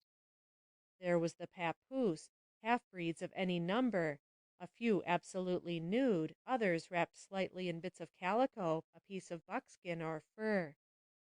Speculators, teamsters, and interpreters mingled with the soldiers of the garrison. Squaws, with their bright, flashing shawls, or red cloth, receiving in their looped-up blanket the various articles of border traffic, such as sugar, rice, flour, and other things, tall warriors bending over the same counter, purchasing tobacco, brass nails, knives, and glass beads, all giving words to thought, and a stranger might well wonder which was the better prototype of tongues. The Cheyennes supplement their words with active and expressive gestures, while the Sioux amply use their tongues as well as their arms and fingers. To all, whether half-breed, Indian, or white man, the gentlemanly trader gave kind and patient attention, while himself and clerks seemed ready and capable of talking Sioux, French, or English, just as the case came to hand. It was on the 12th of December when I reached the fort, and like heaven the place appeared after the trials of savage life. The officers and men were like brothers to me, and their tender sympathy united me to them in the strongest bonds of friendship, which not even death can sever. A party and supper was made for my special benefit, and on New Year's morning I was serenaded with cannon. Every attention and kindness was bestowed upon me, and to Dr. John Ball, post surgeon, I owe a debt of gratitude which mere words can never express. He was my attendant physician during my sojourn at the fort, and as my physical system had undergone very severe changes, I needed great care. Under his skillful treatment and patient attention, I soon recovered health and strength. I had been severely frozen on the last days of my journey with the Indians toward the fort. Colonel Diamond, from Fort Rice, came to visit me ere I left Fort Sully. He was attended by an escort of 180 men. He told me of his efforts to obtain my release, and that he, with his men, had searched the Indian village for me, but found no warriors there, as they had already taken me to the fort. The Indian women had made him understand by signs that the white woman had gone with the chiefs. He said the Indians were so enraged about giving me up that they killed 3 of his men and scalped them, by orders of the chief Ottawa, who was unable to do any service himself, being a cripple. He bade them bring him the scalps of the white men. An Indian who had killed one of the men fell dead in his lodge the same day, which frightened the people not a little, for in their superstition they deemed it a visitation of the Great Spirit for a wrong done. Colonel Diamond did not forget me, neither did he cease in his efforts on my behalf. During all this time, no tidings had been received by me of my husband, but one day great commotion was occasioned in the fort by the announcement that the mail ambulance was on the way to the fort, and would reach it in a few moments. An instant after, a soldier approached me, saying, "Mrs. Kelly, I have news for you. Your husband is in the ambulance." No person can have even a faint idea of the uncontrollable emotions which swept over me like an avalanche at that important and startling news. But it was not outwardly displayed. The heartstrings were stirred to their utmost depths, but gave no sound. Trembling, quivering in their strong feeling, they told not of the deep grief and joy intermingled there. Mechanically I moved around, awaiting the presence of the beloved, and was soon folded to his breast, where he held me with a grasp as if fearful of my being torn from him again. Not an eye present but was suffused with tears. Soldiers and men, the ladies who had been friends to me, all mingled their tears and prayers. Language fails to describe our meeting. For 7 long months we had not beheld each other, and the last time was on the terrible field of slaughter and death. His personal appearance, oh, how changed! His face was very pale, and his brown hair was sprinkled with gray. His voice was alone unchanged. He called me by name, and it never sounded so sweet before. His very soul seemed imbued with sadness at our separation, and the terrible events which caused it. My first question was concerning my little Mary, for her fate had been veiled in mystery. He gave me an account of her burial, a sad and heart-rending story sufficient to chill the lightest heart, which account comprises the succeeding chapter. End of chapter 22.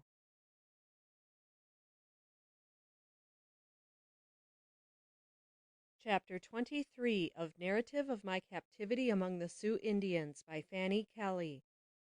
Sad Fate of Little Mary.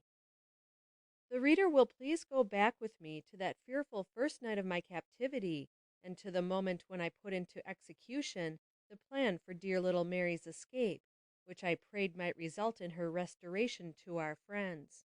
It must have been something more than a vague hope of liberty to be lost or won that guided the feeble steps of the child back on the trail to a bluff overlooking the road, where, weary from the fatigue and terror of a night passed alone on the prairie, she sat, anxious but hopeful, awaiting the coming of friends. Rescue was seemingly near, now that she had reached the great road, and she knew that there would be a passing train of emigrants ere long. It was in this situation she was seen by some passing soldiers, holding out her little trembling hands with eager joy and hope, imploring them to save her. It was a party of but 3 or 4 soldiers returning from Fort Laramie, where they had been to meet the paymaster. They had been pursued by Indians the day before, had also passed the scene of the destruction of our train, and believed the country swarming with Indians. Their apprehensions were, therefore, fully aroused, and, fearing the little figure upon the distant bluff might be a decoy to lead them into ambush, hesitated to approach. There was a large ravine between, and it is not strange that their imagination should people it with lurking savages. However, they were about crossing to the relief of the little girl when a party of Indians came in sight, and they became convinced it was a decoy, and turned and fled. They returned to Deer Creek Station and related the circumstance.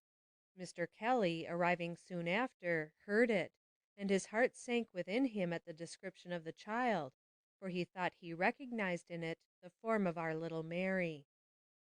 He applied to the officer in command for a detail of soldiers to go with him to search for her, but all entreaty and argument were in vain.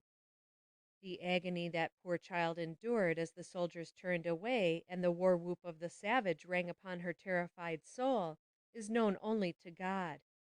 Instead of the rescue and friends, which in her trusting heart and innocent faith she had expected to find, fierce Indians stood before her, stringing their bows to take her life, thus to win another trophy, marking the Indian murder.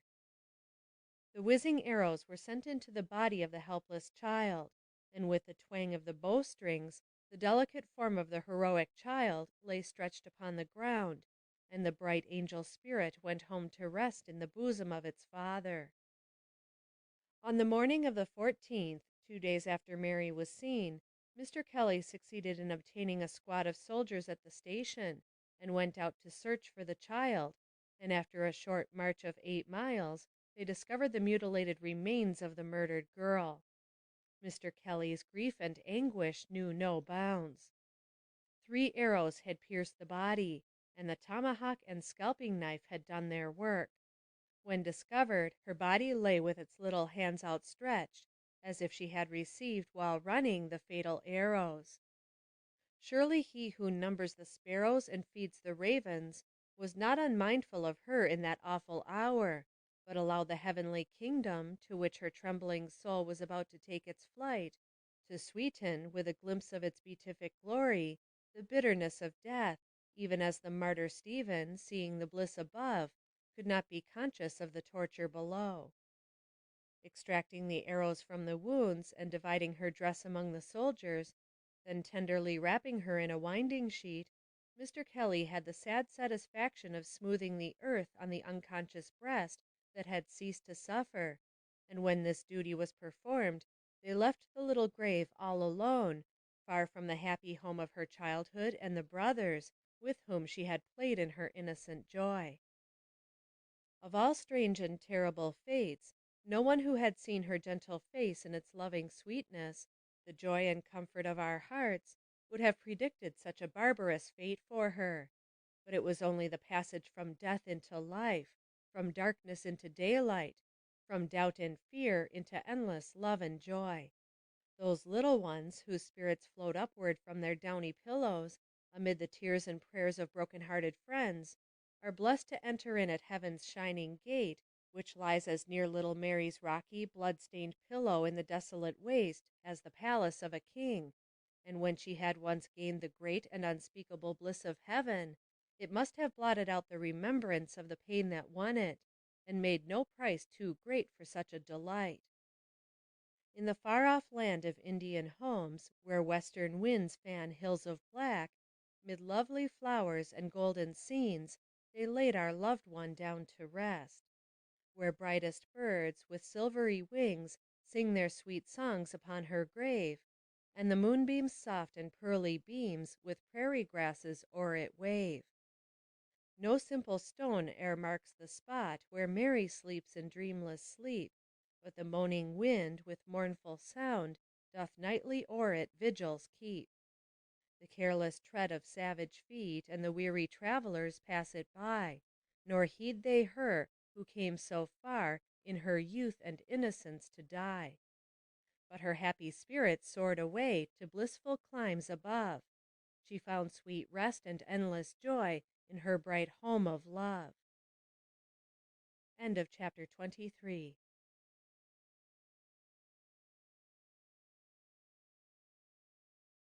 Chapter 24 of Narrative of My Captivity Among the Sioux Indians by Fanny Kelly. What occurred at Fort Laramie after my capture? Efforts to rescue. Lieutenant Brown killed. Reward offered. It is the means of restoring another white woman and child. Her rescuers hung for former murders. A letter announcing my safe arrival at Fort Sully. Immediately after Mr. Kelly reached Deer Creek, at the time of our capture, he telegraphed to Fort Laramie of the outbreak of the Indians and the capture of his wife. Colonel Collins of the 11th Ohio Cavalry, commandant of the military district, ordered 2 companies under Captain Schumann and Captain Marshall, 2 brave and daring men, to pursue and rescue me, and chastise the savages in case of resistance. But the distance of 100 miles lay between these forts, and they only arrived on their way too late for rescue. They continued their march, however, and after an absence of 3 days, returned unsuccessful. Sad to relate, a young and daring officer, Lieutenant Brown, of the 11th Ohio Volunteers, fell a victim to savage cruelty in my behalf, for with a view of prospecting the neighborhood, he, with Mr. Kelly, left the main body with a small squad of men in quest of the Indians. Coming suddenly upon a band of warriors in their encampment, the brave lieutenant indiscreetly ordered an attack, but the men, seeing the futility of opposing such numbers, fled and left Mr. Kelly and the officer. Becoming conscious of his dangerous situation, he feigned friendship, addressing them in the usual way, "How koda," which means, "How do you do, friend?" But they were not to be deceived, and sent an arrow, causing him to fall from his horse, and the effects of which caused his death a few hours afterward. He was immediately reported dead, and with all the speed the men could command, they pursued his murderers, but the fresher horses of the savages carried them off beyond their reach, and the soldiers were compelled to return in disappointment. Brave young man! the ardent friend of Mr. Kelly, and the husband and father of an affectionate wife and child, stricken down in his early manhood, we would humbly lay the wreath of immortelles upon thy lonely grave. After several expeditions in like manner, which proved unsuccessful, Mr. Kelly offered a reward of 19 horses, the money value of which was deposited with the commander of Fort Laramie, and it was circulated through all the Indian villages that upon my safe delivery the reward would be paid.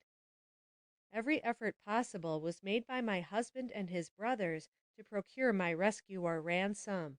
No money or efforts were spared, and the long days of agonizing suspense to them were worse than death. The reward which had been offered for my ransom was the means of rescuing another white woman, a Mrs. Eubanks, and her child held by the Indians. The Indian Two-Face and his son, having a desire to enhance their fortunes, paid a few small sums to the other Indians who claimed her, and, taking her with them, set out for Fort Laramie. When they arrived within a few miles of the fort, the prisoners were left with the son and some others, while Two-Face preceded them to arrange the terms of sale. The commander agreed to the price, and on the following day Mrs. Eubanks and her child were brought in, the Indians thinking it made no difference which white woman it was. This was several months after my capture. Instead of paying the price, the commandant seized and confined them in the guardhouse, to await trial for the murder of the ranchmen and the stealing of women and children. The testimony of Mrs. Eubanks was proof sufficient. They confessed their crimes and were executed in May following. In crossing the North Platte River, 5 miles below the fort, Mrs. Eubanks had suffered intensely, her child being bound to her back, and she holding on to a log bound by a rope fastened to the saddle of the Indian's horse. The chief passed over easily, but mother and child were nearly frozen to death by clinging and struggling among masses of broken ice, and protected only by a thin, light garment. Mr. Kelly sent deputations of Indians with horses to the Indian villages with letters to me, which were never delivered. They were not true to their trust, but would come to see me without giving me the messages, then return with the declaration that I could not be found. He would furnish a complete outfit for an Indian, costing about $400, and send him to find me, but the Indian cared only for the money. He would never return. Having despaired of accomplishing anything further toward my rescue at Fort Laramie, he left for Leavenworth to obtain help from citizens there to get permission of the commander of the division to raise an independent company for my release. There he met with his brother, General Kelly, who had just returned from the South and had received a letter from me acquainting him with my freedom. Mr. Kelly would not at first be convinced, but after being shown the letter, he said, "Yes, I know that is Fanny's writing, but it cannot be possible," and by daylight he was on his way to Dakota. Who can tell his varied emotions during that long and wearisome journey, when at the end hope held out to him the cup of joy which, after the long suffering of months, he was about to drink? Let only those judge who have been separated from the dearest on earth, and whose fate was involved in mysterious silence more painful than if the pallid face rested beneath the coffin lid. End of chapter 24.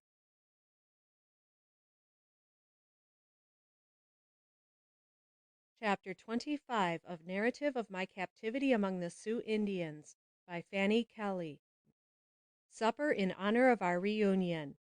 Departure from Fort Sully. Incidents by the way. Arrival at Geneva. Mother and child. A happy meeting. Fort Sully was garrisoned by 3 companies of the 6th Iowa Cavalry, and I should be recreant to every sense of justice did I not more particularly express my gratitude to them all, officers and men, for the delicate, more than brotherly, kindness shown me during my stay of 2 months among them. They had fought gallantly during that summer, and punished severely the Indians who held me captive, and though my sufferings at the time were increased tenfold thereby, I believe the destitute condition of the Indians had much to do with my final restoration to freedom. Had there been plenty of food in the Indian villages, none would have gone to Fort Sully to make a treaty. On each of the 2 evenings we remained at the fort after my husband's arrival, we were honored with a feast, in marked contrast with those I had attended while with the savages. Stewed oysters relished better than stewed dog, and the abundance of other good things, with the happy-looking, kind, sympathetic faces of my own people around the board, filled me with a feeling of almost heavenly content. Mr. Harry Chatterton presided at the first, and in a feeling manner expressed the delight and satisfaction of his comrades and himself experienced in this hour of our reunion. "Sweet is this dream, divinely sweet, no dream, no fancy, that you meet. Though silent grief has shadowed o'er to crush your love, it had no power.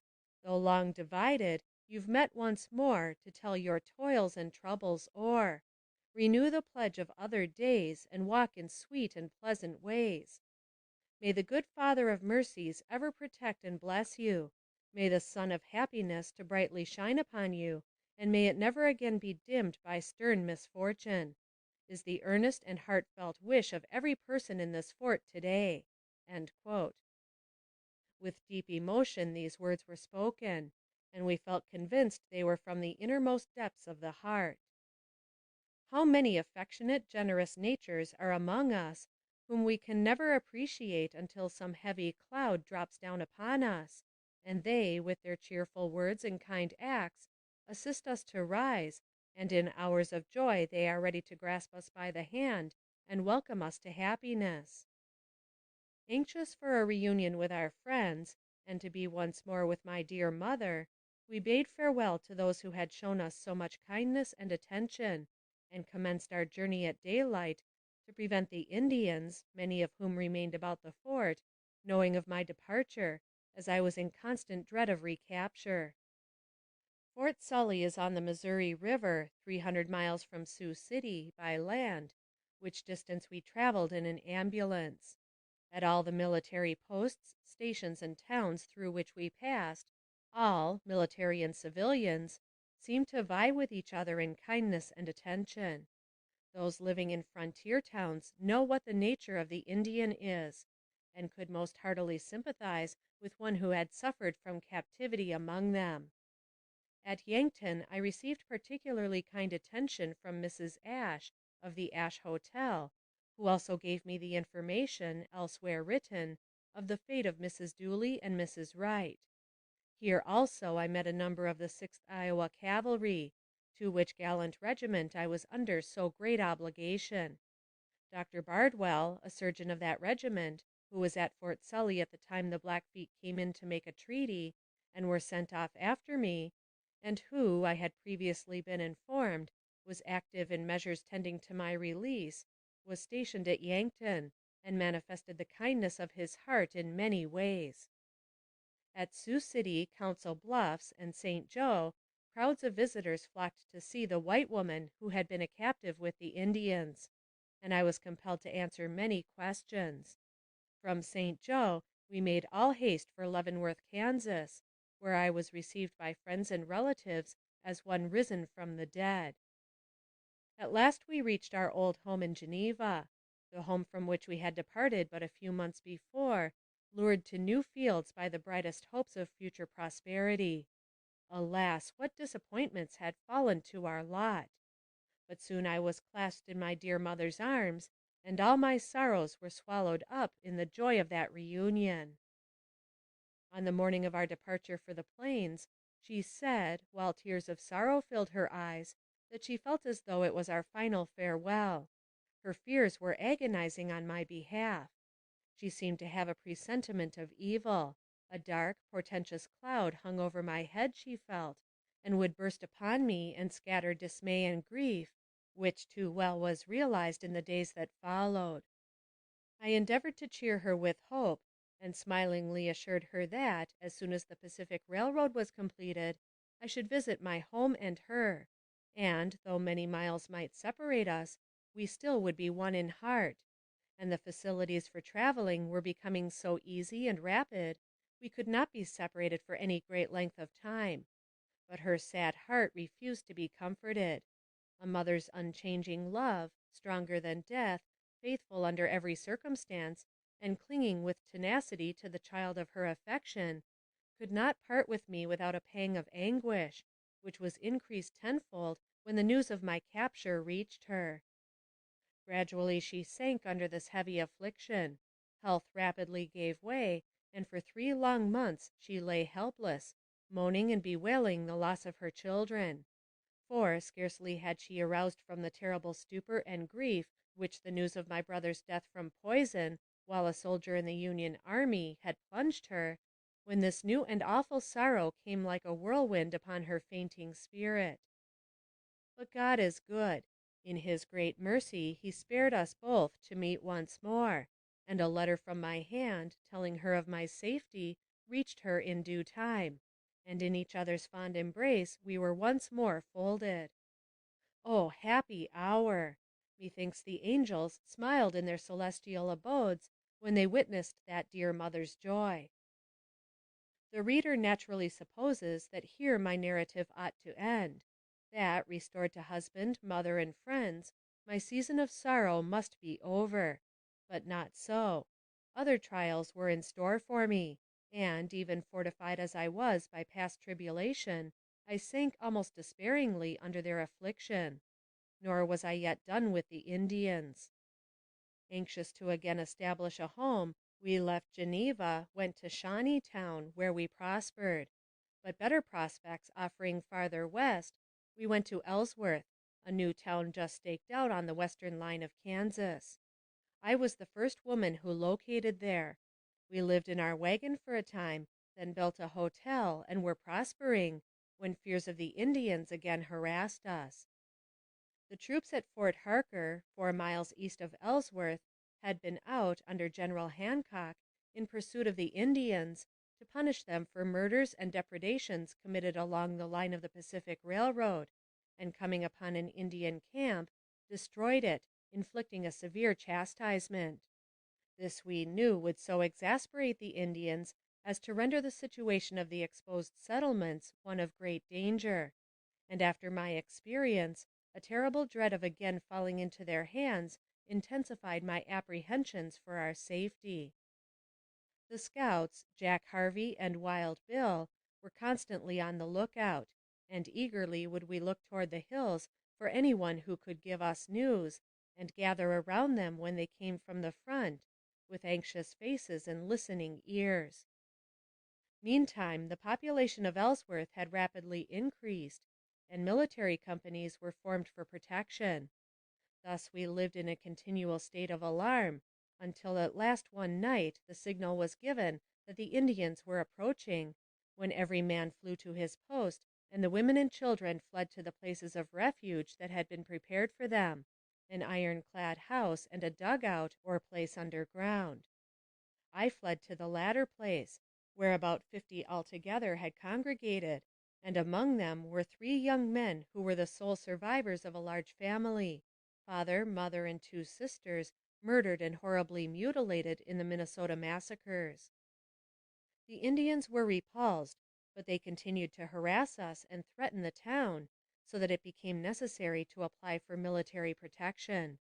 Accordingly, a number of colored troops were sent there, which imparted a feeling of security. But Ellsworth was doomed to a more terrible scourge, if possible, than the Indians had threatened to be. The troops were recently from the south. Soon after their arrival among us, the cholera broke out among them, and, spreading among the citizens, created a terrible panic. The pestilence was most destructive, sweeping before it old and young, and of all classes. My husband fell a victim to the disease. On the 28th day of July, 1867, a violent attack of this terrible disease carried him off, and in the midst of peril and cares, I was left a mourning, desolate widow. Being in delicate health, I was forced to flee to the east, and stopped at St. George, where 1 week after my little one was ushered into this world of sorrow. The people were panic-stricken in relation to the cholera, and when I went there, they were afraid to receive me into their homes. Consequently, I repaired to a small cabin in the outskirts of the town, and my adopted son and myself remained there alone for several days. A young lady, Miss Baker, called on me in great sympathy, saying she was not afraid of cholera, and would stay with me until after my confinement. I was very thankful for her kindness, and after the fear was over with the people, every attention that humanity could suggest was given me. But alas, my heart was at home, and so deep were my yearnings, the physician declared it impossible for me to recover until I did go home. The events that had transpired seemed like a fearful dream. The physician who attended me went to Ellsworth to see if it was prudent for me to go, sending a letter immediately after bidding me come, as the cholera had disappeared. Oh, how changed was that home! The voice that had ever been as low, sweet music to my ear was hushed forever. The eye that had always met mine with smiling fondness was closed to light and me, and the hand so often grasped in tender love was palsied in death. Mr. Kelly, the noble, true, and devoted husband, my loved companion, the father of my innocent child, was gone. Oh, how sad that word! My heart was overwhelmed with grief, and that did its work, for it prostrated me on a bed of illness nigh unto death. Dr. McKinnon very faithfully attended me during my illness, and as I was recovering, he was seized by severe sickness himself, which proved fatal. He was anxious to see me before he died, and desired assistance that he might be taken downstairs for the purpose. His attendants allowed him to do so, but he fainted in the attempt, and was laid on the floor until he recovered, then raised and placed on the sofa. I was then led into the room, and, seating myself beside him, he grasped my hand, exclaiming, "My friend, do not leave me. I have a brother in New York." But his lips soon stiffened in death, and he was unable to utter more. It was a severe shock to my nervous system, already prostrated by trouble and illness, and I greatly missed his attention and care. No relative or friend was near by to lay his weary head upon the pillow, but we laid him to rest in the burial ground of Ellsworth with sad hearts and great emotion. In the spring, I went to the end of the road further west with an excursion party to a place called Sheridan. On our return, we stopped at Fort Hays, where I met two Indians who recognized me, and I also knew them. We conversed together. I learned that they had a camp in the vicinity, and they were skulking around, reconnoitering. They were well treated here and very liberally dealt with. They inquired where I lived. I told them way off, near to the rising sun. The next morning, when the train left town, the band, riding on horseback, jumped the ditch and looked into the windows of the cars, hoping to see me. They told the people that I belonged to them, and they would take my papoose and me way off to their own country. We were their property, and must go with them. It was supposed that if I had been in the cars, the Indians would have attempted to take the train. End of chapter 25.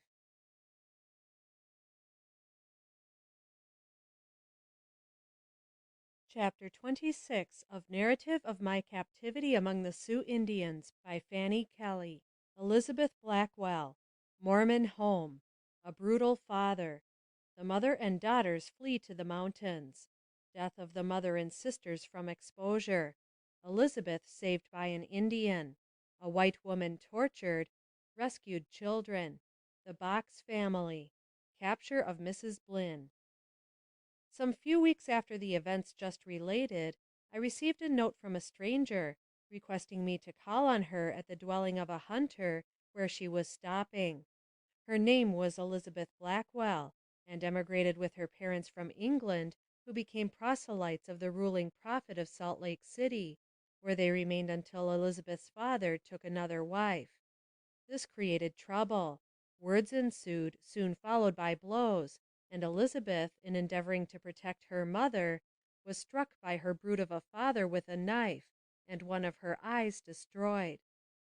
Being discouraged and broken-hearted, the wretched mother and daughters, for Elizabeth had 2 sisters, resolved to escape. They wandered away among the mountains, and, having no place of shelter, all perished with the cold except Elizabeth, who was found by the Indians nearly frozen to death. They lifted her up and carried her to camp, where they gave her every attention requisite for restoration. She remained with the Indians until she was able to go east, where she underwent the severe operation of having both legs amputated above the knee. The treatment received from the Indians so attached her to them that she prefers to live a forest life, and when she gave me her narrative, she was on her way from the States to her Indian home. Her father soon wearied of his Mormon wife, and escaped to the Rocky Mountains, where he became a noted highwayman. Hearing of Elizabeth's residence among the Indians, he visited her and gave her a large sum of money. The fate of his family had great effect on him, and remorse drove him to desperation. The husband of Elizabeth took his second wife and Elizabeth's child from Salt Lake to Cincinnati, where they now live. She was 26 years old when I saw and conversed with her, a lady of intelligence, and once possessed more than ordinary beauty. She had just received the news of her father's death. He was killed near Fort Dodge, Kansas. Elizabeth related to me many acts of cruelty she had witnessed among the savages, one of which was to the following effect. A woman was brought into the camp on horseback, who had been captured from a train, and an Indian who was attempting to lift her from the horse was shot in the act by her own hand. This so enraged the savages that they cut her body in gashes, filled them with powder, and then set fire to it. The sight of the woman's sufferings was too much for Elizabeth to endure, and she begged the savages to put an end to the victim at once, which accordingly was done. But although Elizabeth saw many heartless acts, many terrible scenes, still she had a kindly feeling toward the Indians, for they saved her from a horrible death by starvation and exposure, and had been very tender with her. She was somewhat embittered toward the white people on account of her sufferings and treatment. A short time after, General Sully invited me to Fort Harker to see 2 white captive children, a girl of 14 and a boy of 6. They had been captured 2 years before, and the account of their treatment given me by the girl was anything but favorable. The boy was as wild as a deer. A Sioux woman at Fort Harker had taken these children into her own family and cared for them as a mother. She was the daughter of a white man, was born at Fort Laramie, and had married an interpreter by the name of Bradley. She was quite intelligent, having been educated by her husband. In January 1868, 2 other children were captured in the state of Texas by the Kiowa Indians. They were girls aged 5 and 3 years. Their parents and all the known relatives had been murdered, and the children had been recently recovered from the Indians and were in the care of J.H. Leavenworth, United States Indian Agent. Having no knowledge of their parentage, they were named Helen and Heloise Lincoln. Another interesting family was taken from Texas by the Indians, their beautiful home destroyed, and all killed with the exception of the mother and 3 daughters. Their name was Box. The ages of the children were respectively 18, 14, and 10, and they were allowed to be together for a time, but afterward were separated. They experienced great cruelties. The youngest was compelled to stand on a bed of live coals in order to torture the mother and sisters.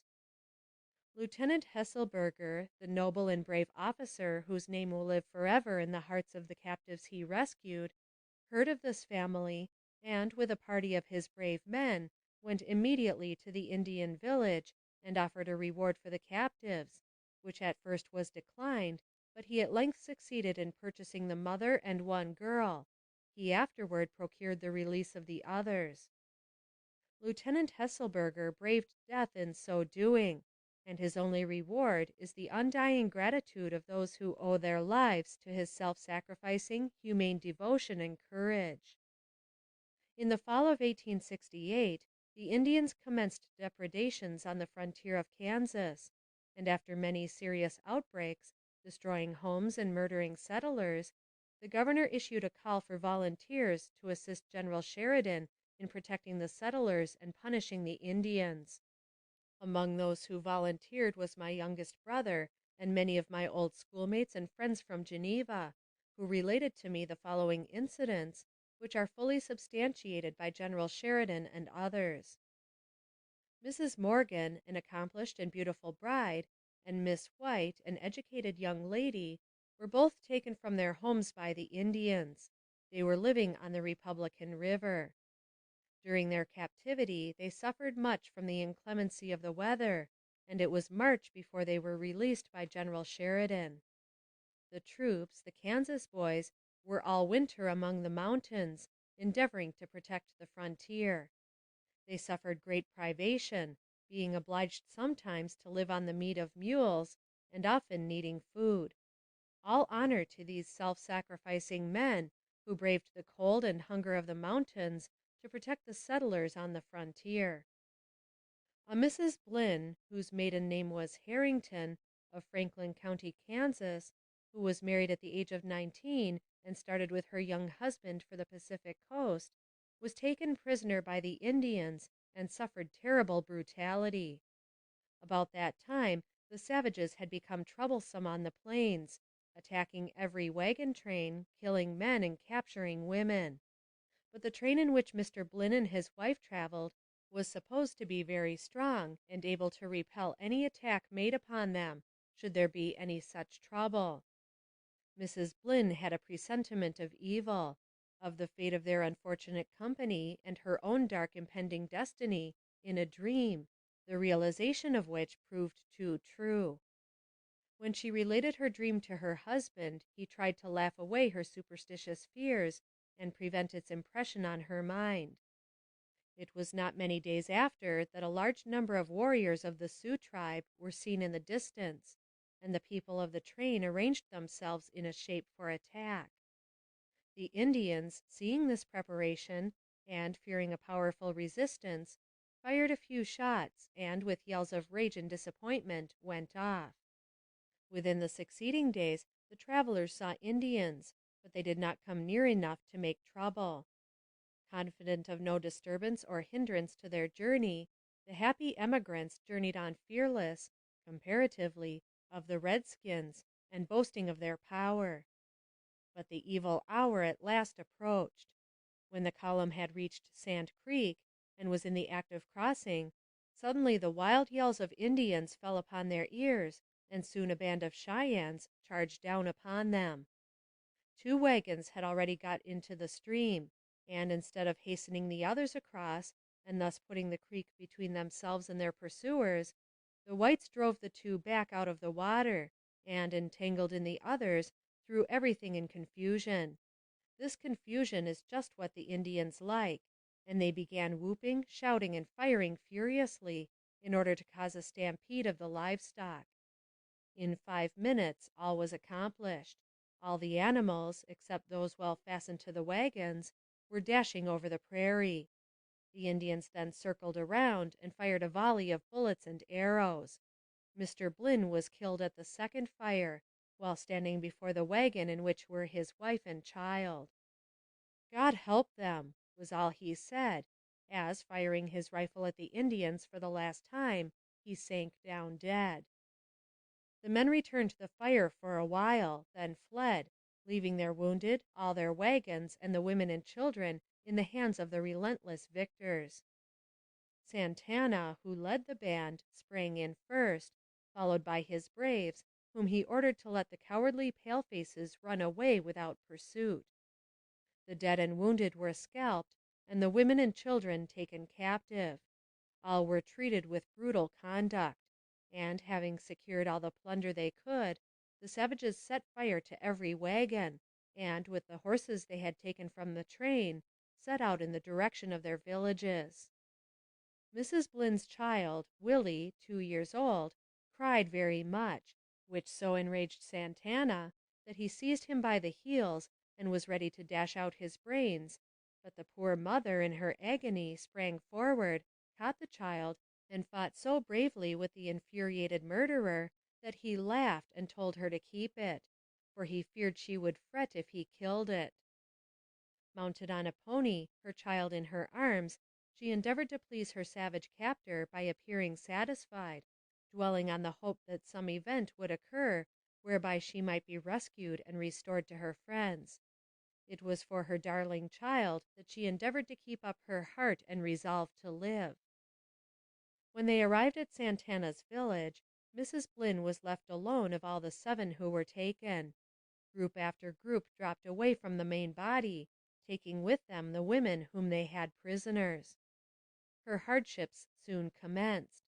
For a day or 2 she was fed sufficiently, but afterward all that she had to eat she got from the squaws in the same lodge with her, and, as they were jealous of her, they often refused to give her anything, either for herself or Willie. An Indian girl, in revenge for an injury done her by Santana, the murderer of her best friend, became a spy for General Sheridan, and endeavored by every means in her power to rescue Mrs. Blynn from the grasp of these savages. But her efforts were unsuccessful. She was a true friend to the unfortunate lady, giving her food and endeavoring to cheer her with the promise of rescue and safe deliverance. The squaws abused her shamefully in the absence of Santana, burning her with sharp sticks and splinters of resinous wood, and inflicting the most excruciating tortures upon her. Her face, breasts, and limbs were one mass of wounds. Her precious little one was taken by the hair of the head and punished with a stick before her helpless gaze.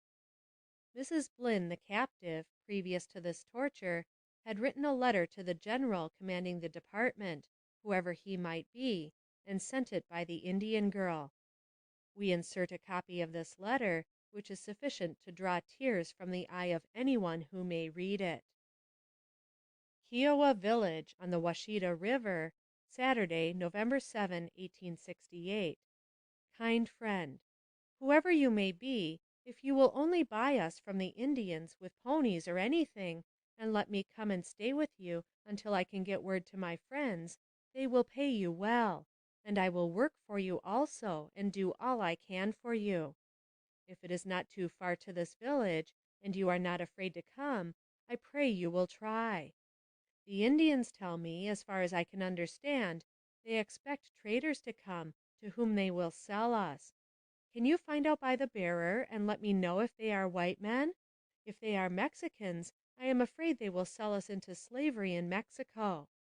If you can do nothing for me, write, for God's sake, to W. T. Harrington, Ottawa, Franklin County, Kansas, my father. Tell him we are with the Kiowas, or Cheyennes, and they say when the white men make peace, we can go home. Tell him to write to the governor of Kansas about it, and for them to make peace. Send this to him, please. We were taken on October 9th, on the Arkansas below Fort Lyon. My name is Mrs. Clara Blynn. My little boy, Willie Blynn, is 2 years old. Do all you can for me. Write to the peace commissioners to make peace this fall. For our sake, do all you can, and God will bless you for it. If you can let me hear from you, let me know what you think about it. Write to my father. Send him this. Goodbye. Mrs. R. F. Blynn. P.S. I am as well as can be expected, but my baby, my darling, darling little Willie, is very weak. Oh, God, help him. Save him, kind friend, even if you cannot save me. Again, goodbye. Mrs. Blynn passed her time in drudgery, hoping against hope up to the morning of the battle, when General Sheridan's gallant soldiers, under the command of General Custer, came charging with loud huzzas upon the village. Black Kettle's camp was the first attacked, though all the village was, of course, aroused. The heart of Mrs. Blynn must have beat wildly, mingling with hope and dread, when she heard the noise and firing and saw the United States soldiers charging upon her captors. Springing forward, she exclaimed, "Willie, Willie, saved at last!" But the words were scarce on her lips ere the tomahawk of the revengeful Santana was buried in her brain, and in another instant little Willie was in the grasp of the monster, and his head dashed against a tree. Then, lifeless, he was thrown upon the dying mother's breast, whose arms instinctively closed around the dead baby boy, as though she would protect him to the last moment of her life. General Sheridan and his staff, in searching for the bodies of Major Elliott and his comrades, found these among the white soldiers, and they were tenderly carried to Fort Cobb, where, in a grave outside the stockade, mother and child lie sleeping peacefully, their once bruised spirits having joined the loved husband and father in the land where captivity is unknown. Surely, if heaven is gained by sorrows of earth, this little family will enjoy the brightest scenes of the celestial world. End of chapter 26.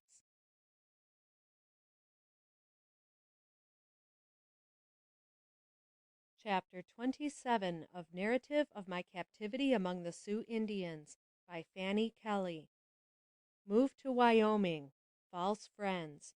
The manuscript of my narrative taken by another party and published. I go to Washington. Mr. Kelly's sudden death, my own sickness, and the scourge of cholera all coming at one time, proved disastrous to me in a pecuniary way. I was defrauded in every way, even to the robbing of my husband's body of the sum of $500 the day of his death. However, I finally disposed of the remnant of property left and started for Wyoming, where lived the only persons beside myself who survived the attack on our train. They had prospered, and in a spirit of kindness, as I then thought, invited and prevailed upon me to share their home. It proved a most disastrous move for me. My leisure hours, since my release from captivity, had been devoted to preparing for publication, in book form, a narrative of my experience and adventures among the Indians, and it was completed. The manuscript was surreptitiously taken, and a garbled, imperfect account of my captivity issued as the experience of my false friend, who, by the aid of an Indian, escaped after a durance of only 1 day and night. I remained in Wyoming 1 year, then started for Washington, resolved to present a claim to the government for losses sustained at the hands of the Indians. I knew what difficulties beset my path, but duty to my child urged me on, and I was not without some hope of success. After learning of my captivity through Captain Fisk, President Lincoln had issued orders to the different military commanders that my freedom from the Indians must be purchased at any price, and my sad story was well known to the then existing authorities when I arrived in Washington. President Grant, learning through a friend from Colorado of my presence, sent for me and assured me of his warmest sympathy. He was cognizant of what had already transpired relative to me, and told me the papers were on file in the War Department in charge of General Sherman.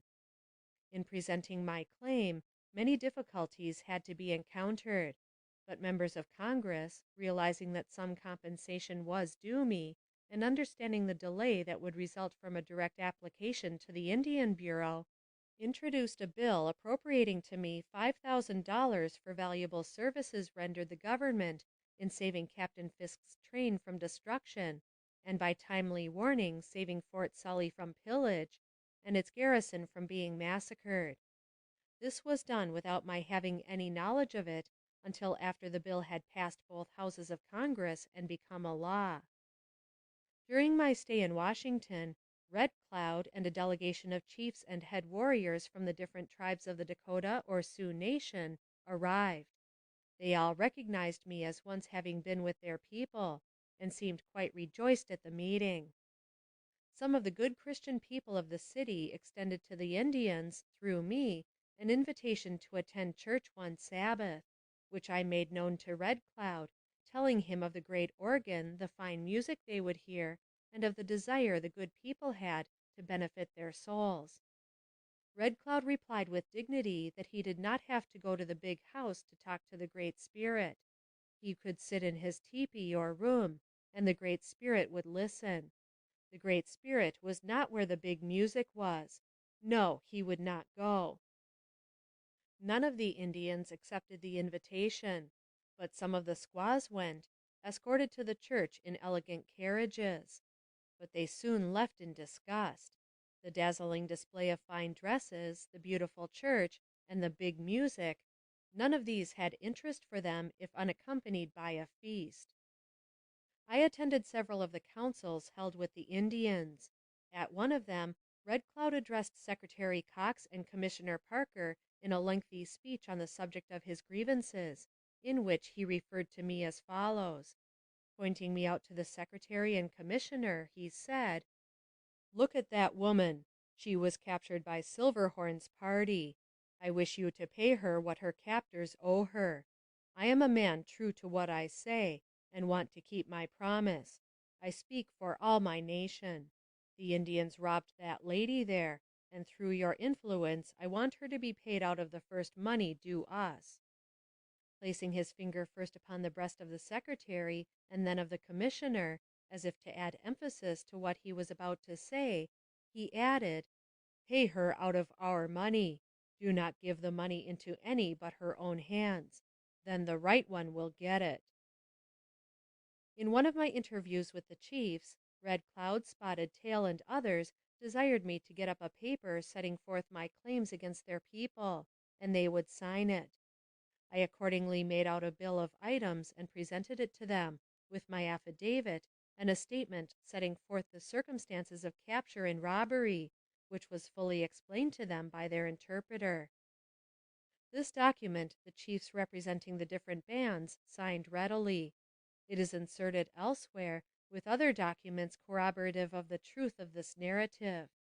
It is also signed by another delegation of chiefs I met in New York. With this last interview with the delegation of Indians I met in New York ends, I trust forever, my experience with Indians. The preparation of the manuscript for this plain, simple narrative of facts in my experience has not been without its pangs. It has seemed, while writing it, as if with the narration of each incident I was living over again the fearful life I led while a captive. And often I have laid aside the pen to get rid of the feelings which possessed me. But my task is completed, and with the ending of this chapter I hope to lay aside forever all regretful remembrances of my captivity, and, looking only at the silvery lining to be found in every cloud, enjoy the happiness which every one may find in childlike trust in Him who ordereth all things well. End of chapter 27.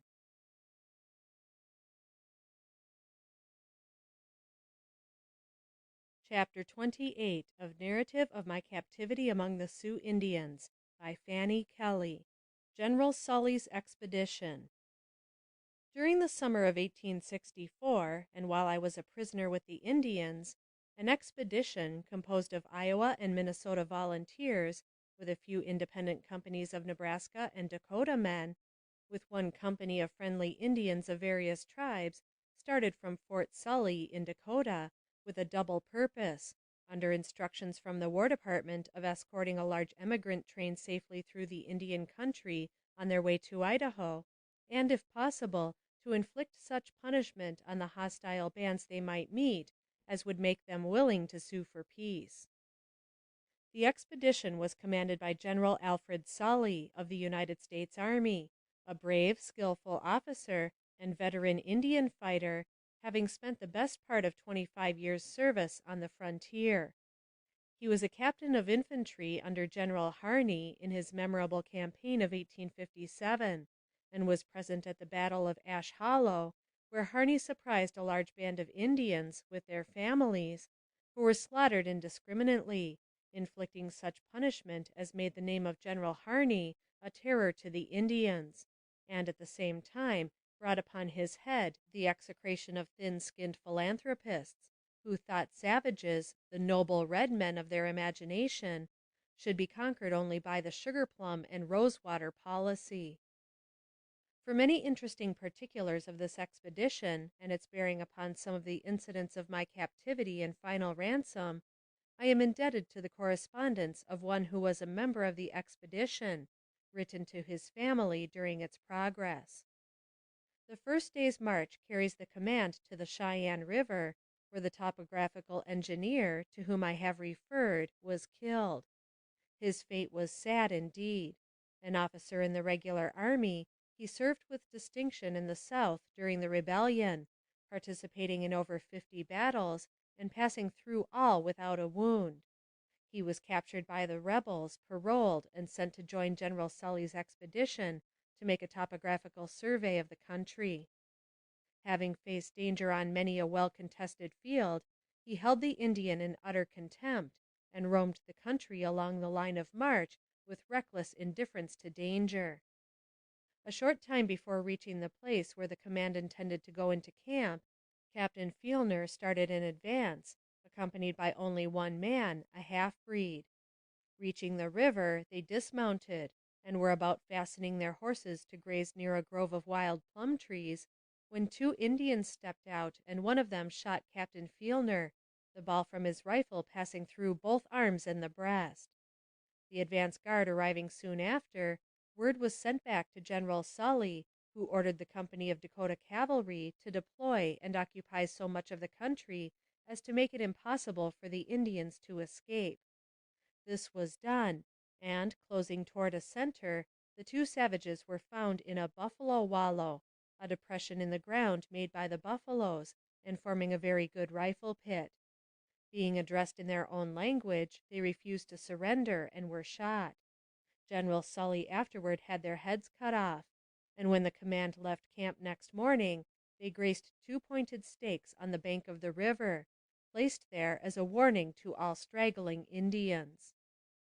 The feeling manifested by General Sully on the occasion of Captain Fielner's death was intense. A brave officer, a scientific scholar, and a gentleman of rare social qualities, he had won upon the kindlier feelings of his associates in rank, and was respected by all. His untimely death was sincerely mourned by the whole command. Death by the hand of the enemy had seldom touched that little army, so seldom that when a companion failed to answer at roll call, his absence was felt. The only other officer killed during the 3 years of General Sully's operations against the Indians was Lieutenant Thomas K. Leavitt of Company B, 6th Iowa Cavalry. At the Battle of Whitestone Hill in September 1863, after the Indians had been utterly routed, Lieutenant Leavitt went through their deserted camp on foot, his horse having been shot under him, and, approaching a buffalo robe, raised it with the point of his saber, revealing an Indian and squaw who sprang upon him so suddenly that he had no opportunity to defend himself, and with their knives stabbed him in several places. Darkness came on, and, separated from his companions, stripped of his clothing and wounded mortally, he was all night exposed to bitter cold. Despite his wounds, he crawled over the ground fully a half-mile, was found next morning, and conveyed to camp, where he died soon after.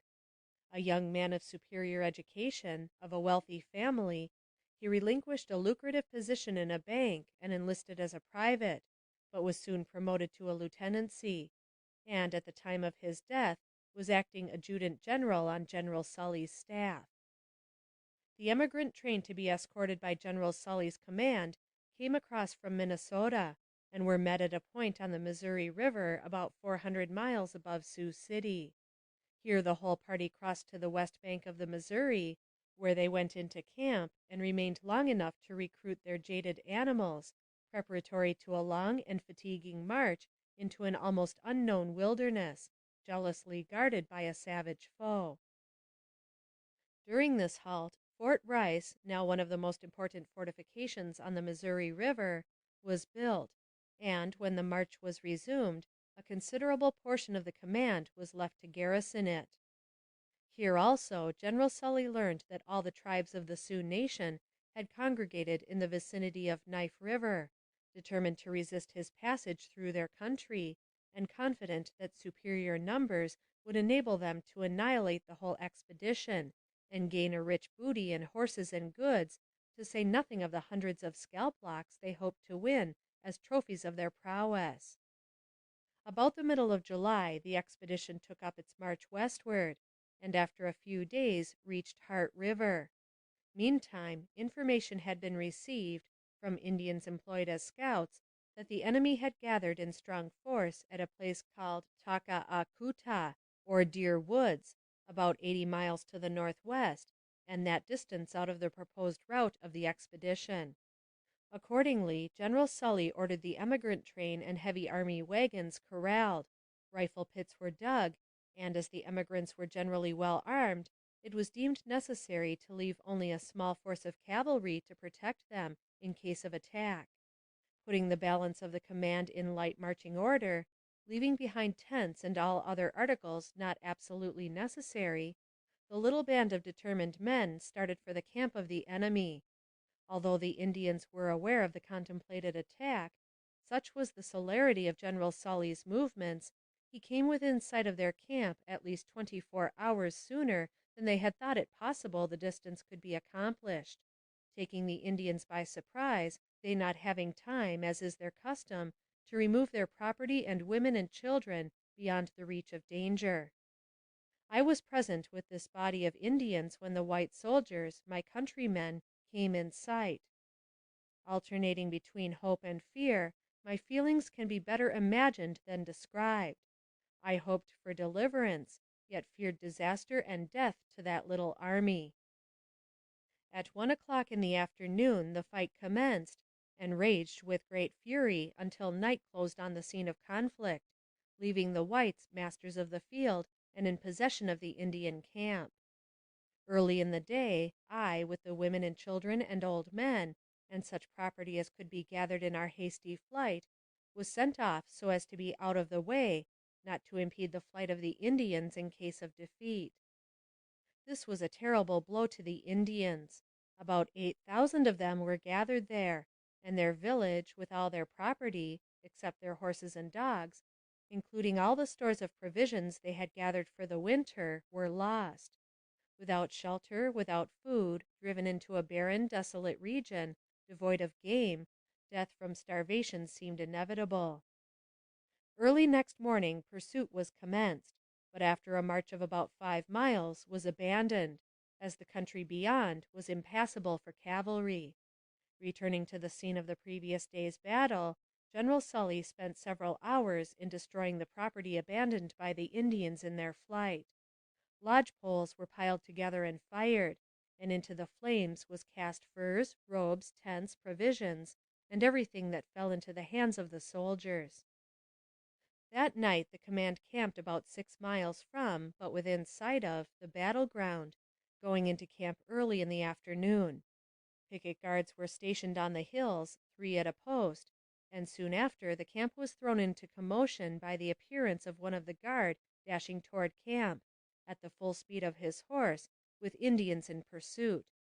His companions, worn out with the arduous service of the preceding 3 days, had laid down to sleep, and before the one remaining on guard could give the alarm, a body of Indians was close upon them. Discharging his rifle to arouse his companions, he had barely time to reach his horse and escape.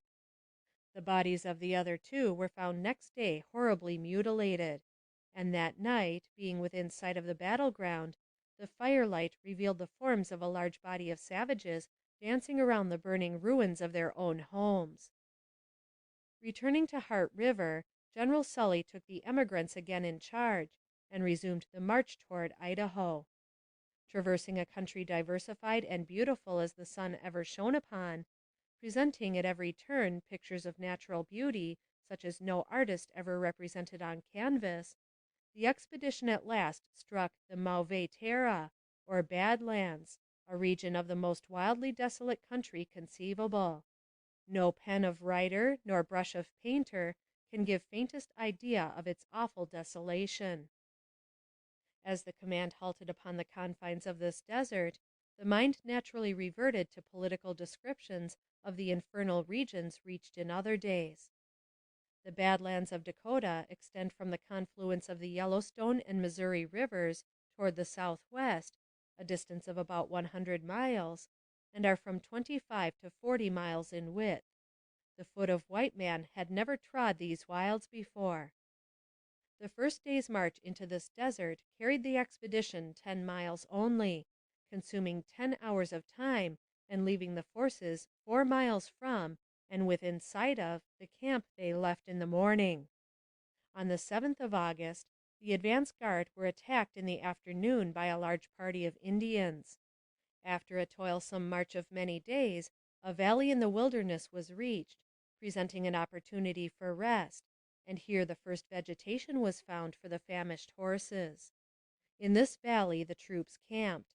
The advance guard were brought back, having suffered some from the attack of the ambushed savages. Next day commenced one of the most memorable battles ever fought with Indians in the whole experience of the government. The whole Dakota nation, including the supposed friendly tribes, was concentrated there and numbered fully 8,000 warriors. Opposed to them was a mere handful, comparatively, of white men, but they were led by one skilled in war and who knew the foe he had to contend against. For 3 days the fight raged, and finally, on the night of the 3rd day, and after a toilsome march of 10 days through the Bad Lands, the command reached a broad, open country where the savages made a final, desperate stand to drive the invaders back. They were the wild Dakotians, who had seen but little of the white settlements and had a contemptuous opinion. But a new lesson was to be learned, and it cost them dearly. They had seen guns large and small, but the little mountain howitzers, from which shells were sent among them, they could not comprehend, and asked the Indian scouts accompanying the expedition if all the wagons shot twice. Terrible punishment was inflicted upon the Indians in that 3 days' fight. At the close of the 2nd day, the brigade wagon master reported that he had discovered the tracks of a white woman and believed the Indians held one captive. This was the first intimation General Sully received of my captivity, and, not having received from the western posts any report of captures by Indians, thought it must be some half-breed woman who wore the footgear of civilization. But the sympathetic nature of that brave, noble general was stirred to its depths when his Indian scouts brought in the report that they had talked with the hostile foe, and they had tauntingly said, "We have a white woman captive." The Indians were badly whipped, and having accomplished that portion of his mission, General Sully went on with his emigrant train to the Yellowstone River, and beyond that there were long, toilsome marches, but no battles. Early in October the command arrived opposite Fort Rice and went into camp. The tents of the little band of white warriors were hardly pitched before word came that Captain Fisk, with a large party of emigrants and a small escort of soldiers, had been attacked by a large party of Indians, had corralled their train and could not move, but were on the defensive and were confident of holding out until relief should come. They were distant about 180 miles, and the sympathetic nature of the veteran, while it condemned the action of his junior officer, thrilled with an earnest desire to save the women and children of that apparently doomed train. A detail of men from each company of the command was made, and Captain Fisk and his train of emigrants rescued from their perilous situation.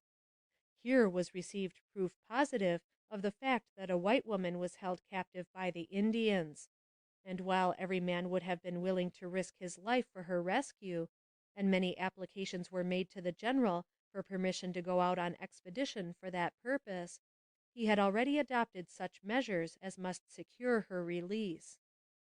Friendly Indians who had accompanied the expedition were sent out to visit the various tribes, to assure them of an earnest desire on the part of the whites for peace, and invite them to meet at Fort Sully to make a treaty. The result was that about the latter part of October the vicinity of the fort presented an unusual appearance of animation. Several bands had come in anticipation of the big feast that had hitherto preceded all talks. Their disappointment may be imagined when they were told that no talk would be had, nor any feast given, until they brought in the white woman. Their protestations that she was not their captive, and that they could not get her from the band who held her, were of no avail, and at length Tall Soldier, who was thought to be friendly, called for volunteers to go with him for the white woman. About 100 Indians responded, and the assurance was given that they would get the captive, if even at the expense of a fight with those they went to take her from. Weeks of painful suspense passed, and then came a letter from the captive woman brought by an Indian, in which warning was given of an intent to capture the fort and murder the garrison. The warning was acted upon, and when on the 12th day of December a large body of Indians appeared on the bluffs overlooking the fort, that little band of not more than 200 men was prepared to give them a warm reception should they come with hostile intent. Not only were arms in prime condition, but every heart beat with high resolve. When the cavalcade drew up in front of the fort, and the captive woman, with about 12 of her immediate savage attendants, had passed through the gates, they were ordered closed, shutting out the main body, and leaving them exposed to a raking fire from the guns in the bastions. But no attack was made. The Indians seemed to know that the little band of soldiers were prepared, and went quietly into camp on an island opposite the fort. Next day a council was held, and the terms of the captives' surrender agreed upon. 3 unserviceable horses, to replace ponies left with the Ogalallas by the Blackfeet, as a pledge for the captives' return, also $50 worth of presents, some provisions, and a promise of a treaty when General Sully should return. The Indians remained about the fort nearly 2 weeks, and during that time efforts were made to induce the captive woman to leave the fort and visit them at their lodges, doubtless with the design of recapturing her. After making the captive some presents, they bade adieu. 2 months later they returned, apparently very much disappointed when they found the captive had left for her home. They were soon again upon the warpath. End of chapter 28.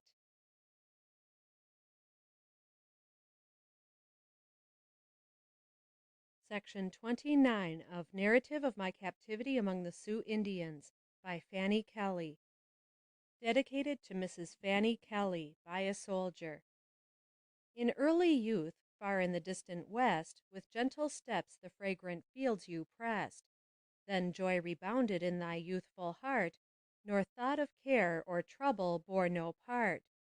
The morn of life, whose sky seems ever bright, and distant hills are tinged with crimson light, when hope, bright hope, by flowing fancies driven, filled thy young heart with raptured thoughts of heaven.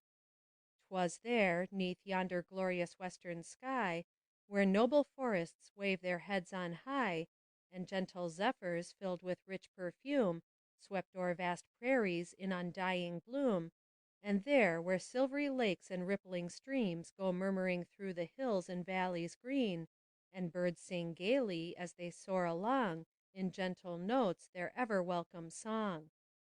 'Twas there was passed thy youthful life away, and all became a dread reality. Then wooed and wedded to the one you loved, as partner of thy life, all else above, to share thy brightest hopes or gloomy fears, or mingle in thy smiles or gushing tears, to be to thee a constant bosom friend, faithful and true till life's last hours should end. Those days and years so pleasantly passed by, no tears of grief, thy bosom knew no sigh. But ah, those days, those halcyon days are past, those sunny hours, they were too sweet to last. For far out o'er the broadest prairie plain, onward you pressed a distant home to gain. Days, even weeks, so pleasantly passed o'er, that memory brought back those sweet days of yore, those days of thy youth, for which you did sigh, but ne'er did ye think that some soon should die. For days of sadness, those days that come to all, from the humblest cot to the palace hall, when gathering darkness cloud the clear blue sky, our brightest prospects all in ruin lie. While gathering round the camp at close of day, as the sun shed forth her last but lingering ray, the war whoop of the Sioux Indian band was heard. They come, and all surrounded stand.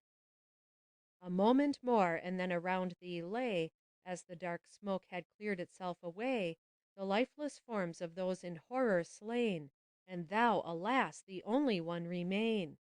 No bosom friend, no counselor is near, to soothe thy troubled breast or quell thy fear.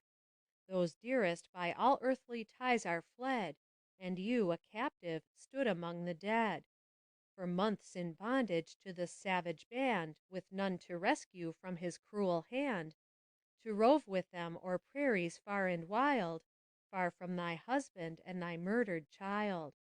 No star of hope, nor sun's resplendent light, sends down one gleam upon this fearful night. No power to pierce the dark and hidden gloom that veils the heart while in this earthly tomb. But lo, a change, a wondrous change to thee, once held a captive, but now from bondage free.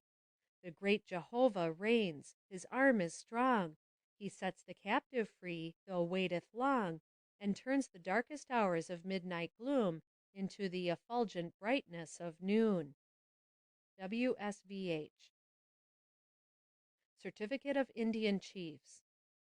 Personally appeared before me a notary public for the District of Columbia, Mrs. Fanny Kelly, who is at this time a citizen of the state of Kansas, and being duly sworn, deposes and says that in the year 1864 she started from Geneva, Allen County, Kansas, for the purpose of settling with her husband and family in Montana, and for this purpose she with her husband took all the goods and chattels they had, which are enumerated below, with amount and value. She further says she is now a widow and has a family to support. But she was for many months a prisoner and taken captive by a band of the Sioux Indians, at the time at war with the white people and with the United States, as follows. On the 12th day of July, 1864, while on the usually traveled road across the plains and west of Fort Laramie, she, with her husband and family, with several other persons, were attacked by these Indians, and 5 of the party were killed, while she was taken captive. That the Indians took or destroyed all they had. She was a captive for 5 months, suffered hardships and taunts, and was finally delivered to the military authorities of the United States in Dakota at Fort Sully. That the following is a statement of their goods and effects, including stock as near as she can remember. The whole account was made out and placed, as she is informed, in the hands of Dr. Burleigh, late delegate from Dakota, but which she cannot find at this time. The amount and the leading items she knows to be as follows. Omission. Fanny Kelly, subscribed and sworn to before me this 24th day of February, A.D. 1870. James H. McKenney, Notary Public, Washington County, D.C. City of Washington, District of Columbia, June 8, 1870. We, the undersigned, chiefs and head men of the Dakota or Sioux Indians, do hereby acknowledge and certify to the facts set forth in the foregoing affidavit of Mrs. Fanny Kelly as to her captivity and to the destruction of her property by members of our nation.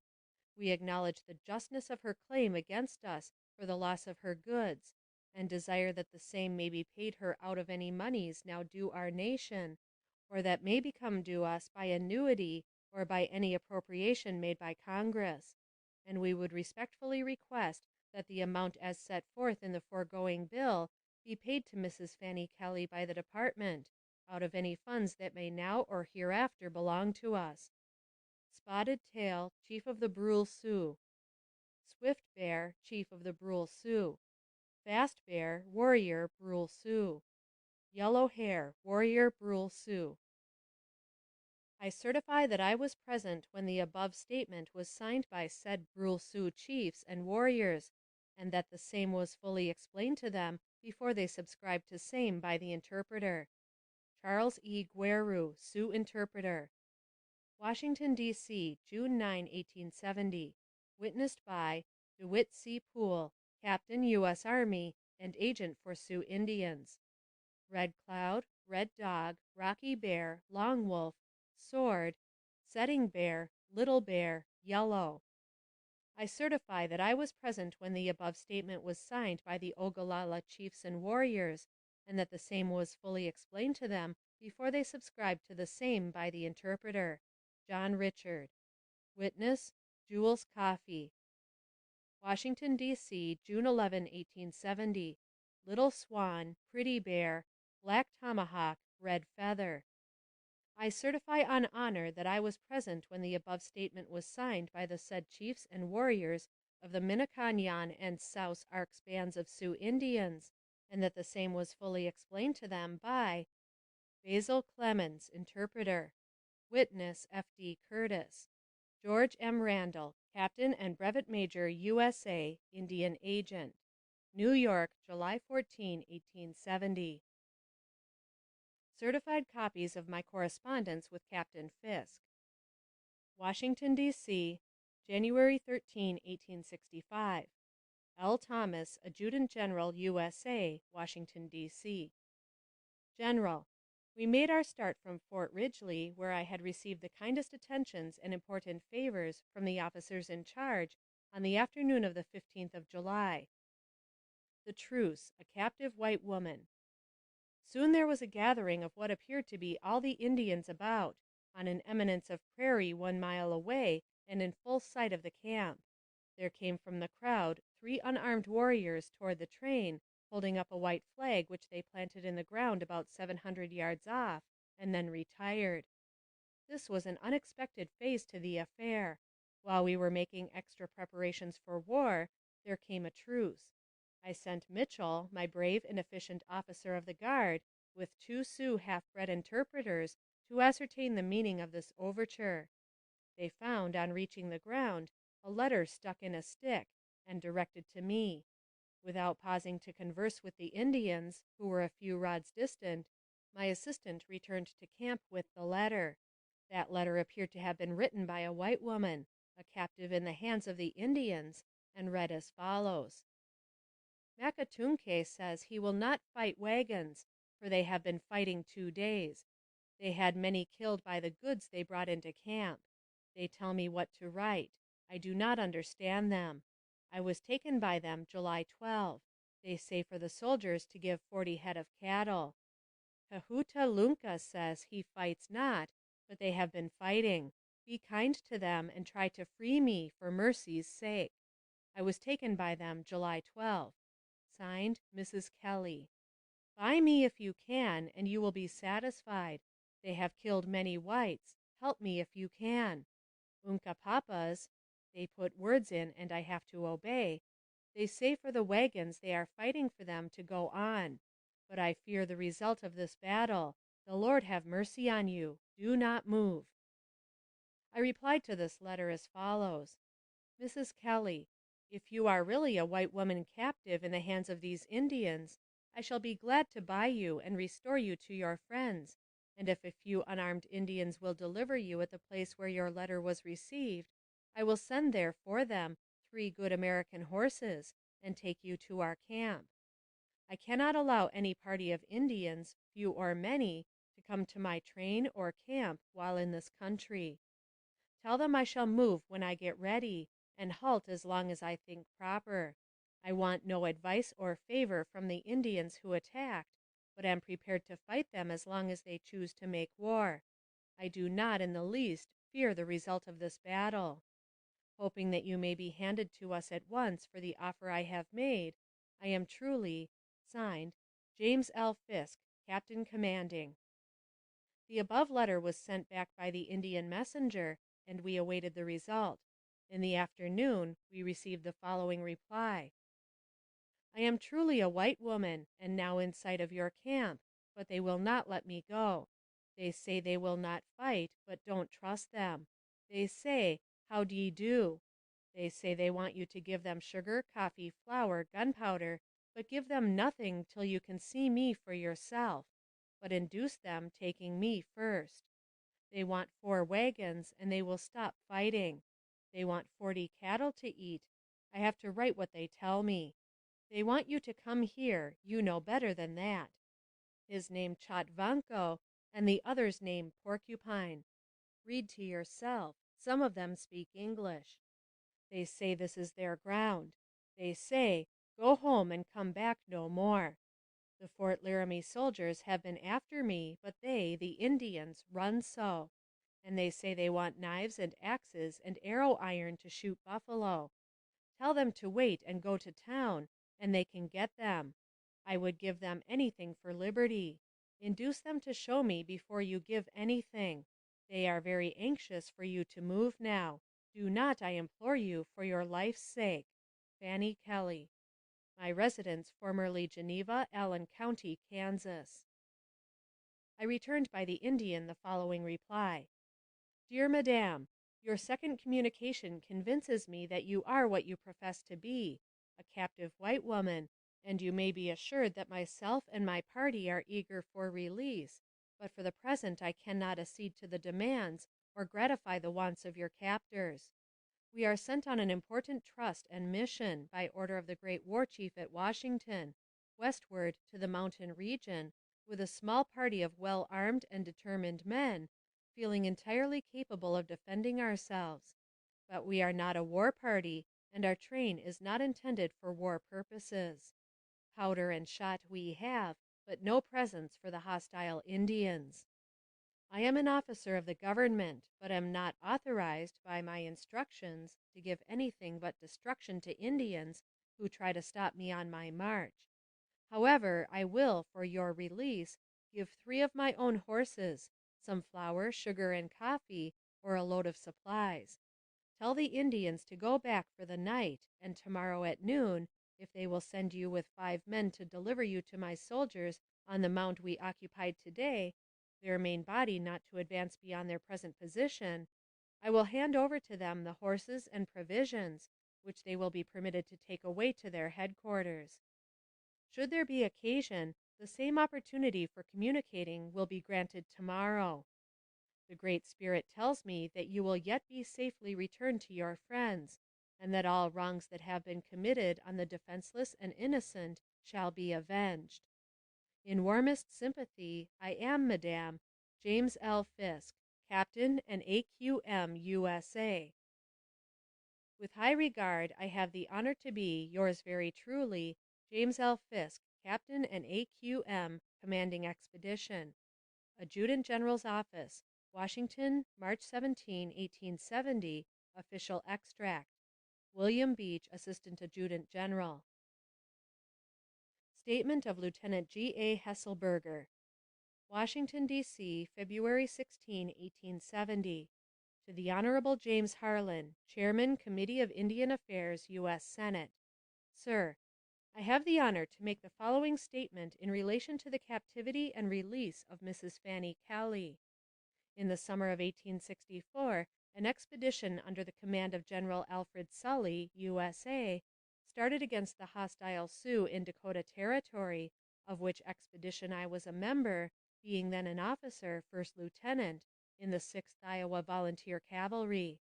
Whilst on the expedition, we ascertained that Mrs. Fanny Kelly was a prisoner of the Indians that we were then engaged against. After the command returned to Fort Rice, in Dakota Territory, news was received from Captain Fisk, an officer of the Engineer Department, USA, that he was surrounded and his train corralled by the same Indians that we had been fighting. I, with others, saw Fisk, and was personally told by him that he had received notes and letters of warning from Mrs. Kelly, telling him that he must not break his train, and that the Indians intended to fall upon the 2 portions if he did, and to massacre his guard and the emigrants and children with him. In the fall, after the expedition had been abandoned, the troops were scattered at different posts along the Missouri River, I with my company being left at Fort Sully, Dakota Territory. About the latter part of November, an Indian came inside the post. I, being officer of the day, asked him what he wanted. He said he came a long way and wanted to know if I was the big chief. If so, he had a paper for me to see. He gave it to me. It was a sheet torn out of a business book and numbered 76 in the corner. The substance of the letter was as follows. I write this letter and send it by this Indian, but don't know whether you will get it, as they are very treacherous. They have lied to me so often. They have promised to bring me to town nearly every day. I wish you could do something to get me away from them. If they do bring me to town, be guarded, as they are making all kinds of threats and preparations for an attack. I have made a pencil of a bullet, so it might be hard to read. Please treat this Indian well. If you don't, they might kill me." After having the Indian remain for a few days and giving him plenty to eat, he was sent on his return with a letter to Mrs. Kelly. A short time after this, one morning, we discovered, back of the fort on the hill, a large body of Indians. The commanding officer was notified of the fact.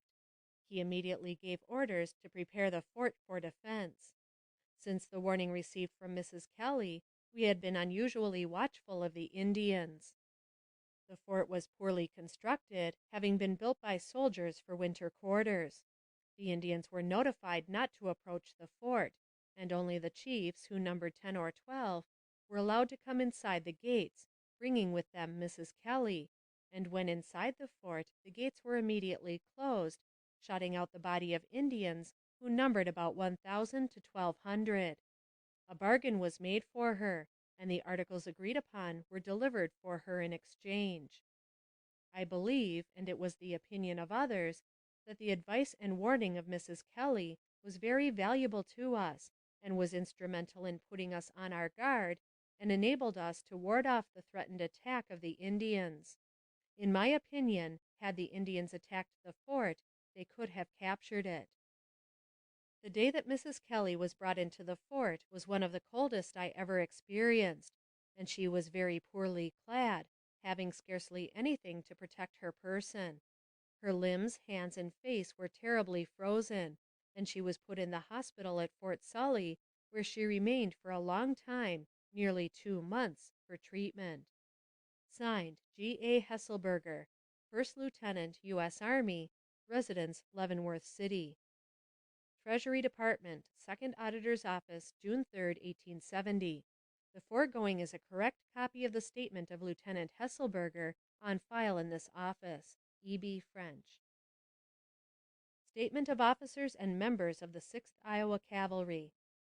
We, the undersigned, late officers and members of the 6th Iowa Cavalry, being duly sworn, do hereby depose and say that, during the winter of the years 1864 and 1865, the said 6th Iowa Cavalry was stationed and doing military duty at Fort Sully in the territory of Dakota, that we, in our respective military capacities, were present during the winter stated at the aforesaid post of Fort Sully.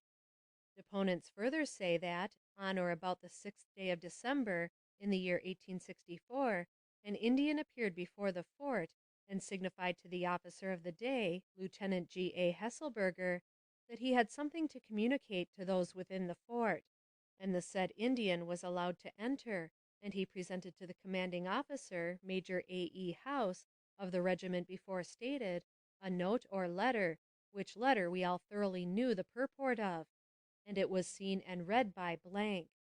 It was written, or purported to be, by one Mrs. Fanny Kelly, who represented herself as a captive in the hands of certain Blackfeet Sioux Indians, and that, under a pretext of delivering her up to her people, they intended attacking the town or village to which they purposed going. Deponents further say that, at the time of the receipt of this letter, the said Fort Sully was not in such a state of defense as would have enabled the garrison to hold it against the attack of any considerable body of men; that, in consequence of the receipt of said letter, Major House brought the cannon in position to bear on all sides of the fort, and otherwise ordered and disposed of the garrison to withstand any attempt to capture or destroy the fort.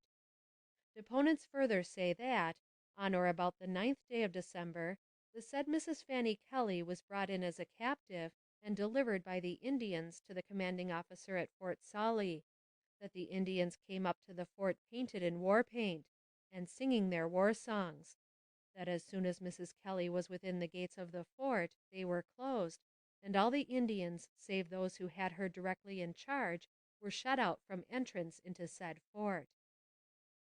Deponents further say that they verily believe, from information then gained, and from that which they afterward learned, it was the intention of the Indians to attack the fort, and they were only prevented from doing so by the preparations which the letter of warning from the said Mrs. Fanny Kelly had induced the commanding officer to make, and they verily believe that, had the attack been made without such preparations, it would have resulted in the capture of the fort and the massacre of its inmates, and such was the expressed opinion of nearly all the members of the said 6th Iowa Cavalry then stationed therein, and further deponents say not. Signed, John Logan, Captain Company K, 6th Regiment, Iowa Cavalry. Dean Cheadle, O.S., 6th Regiment, Iowa Cavalry. John M. Williams, QMS, 6th Regiment, Iowa Cavalry. John McGee, Sergeant Company H, 6th Regiment, Iowa Cavalry. John Cooper, Corporal, Company K, 6th Regiment, Iowa Cavalry. Merritt M. Oakley, Corporal, Company H, 6th Regiment, Iowa Cavalry. Personally appeared before me, A. J. McKean, Clerk of the District Court, Lynn County, State of Iowa, and made solemn oath that the foregoing is true and correct in all particulars, and that neither of the parties hereto subscribing is interested in any way in any effort which the said Mrs. Kelly may make, or has made, for indemnity on this 22nd day of January, A.D. 1870. A. J. McKean, Clerk District Court, Lynn County, Iowa. Treasury Department, Second Auditor's Office, December 2nd, 1870. I certify the foregoing to be a true copy of the original held in this office. E.B. French, Second Auditor. The memoranda below are written with pencil. Captain Logan was the officer of the day when Mrs. Kelly was brought into the fort, Sully. John McGee, Sergeant Company H, 6th Iowa Cavalry, was Sergeant of the Guard at the same time. To Honorable James Harlan, U.S.S., and Honorable William Smith, M.C., 2nd Congressional District, Iowa. Gentlemen, I was at Fort Sully when the arrangement was made for the capture of this woman. Was not there when the Indians brought her into the fort, but am satisfied that the above affidavit in the main is correct. Signed, T.S. Bardwell, Late Assistant Surgeon, 6th Iowa Cavalry. Treasury Department, Second Auditor's Office, December 24, 1870. I certify the foregoing to be a true copy of the original filed in this office. E.B. French, Second Auditor. End of section 29. End of Narrative of My Captivity Among the Sioux Indians by Fanny Kelly.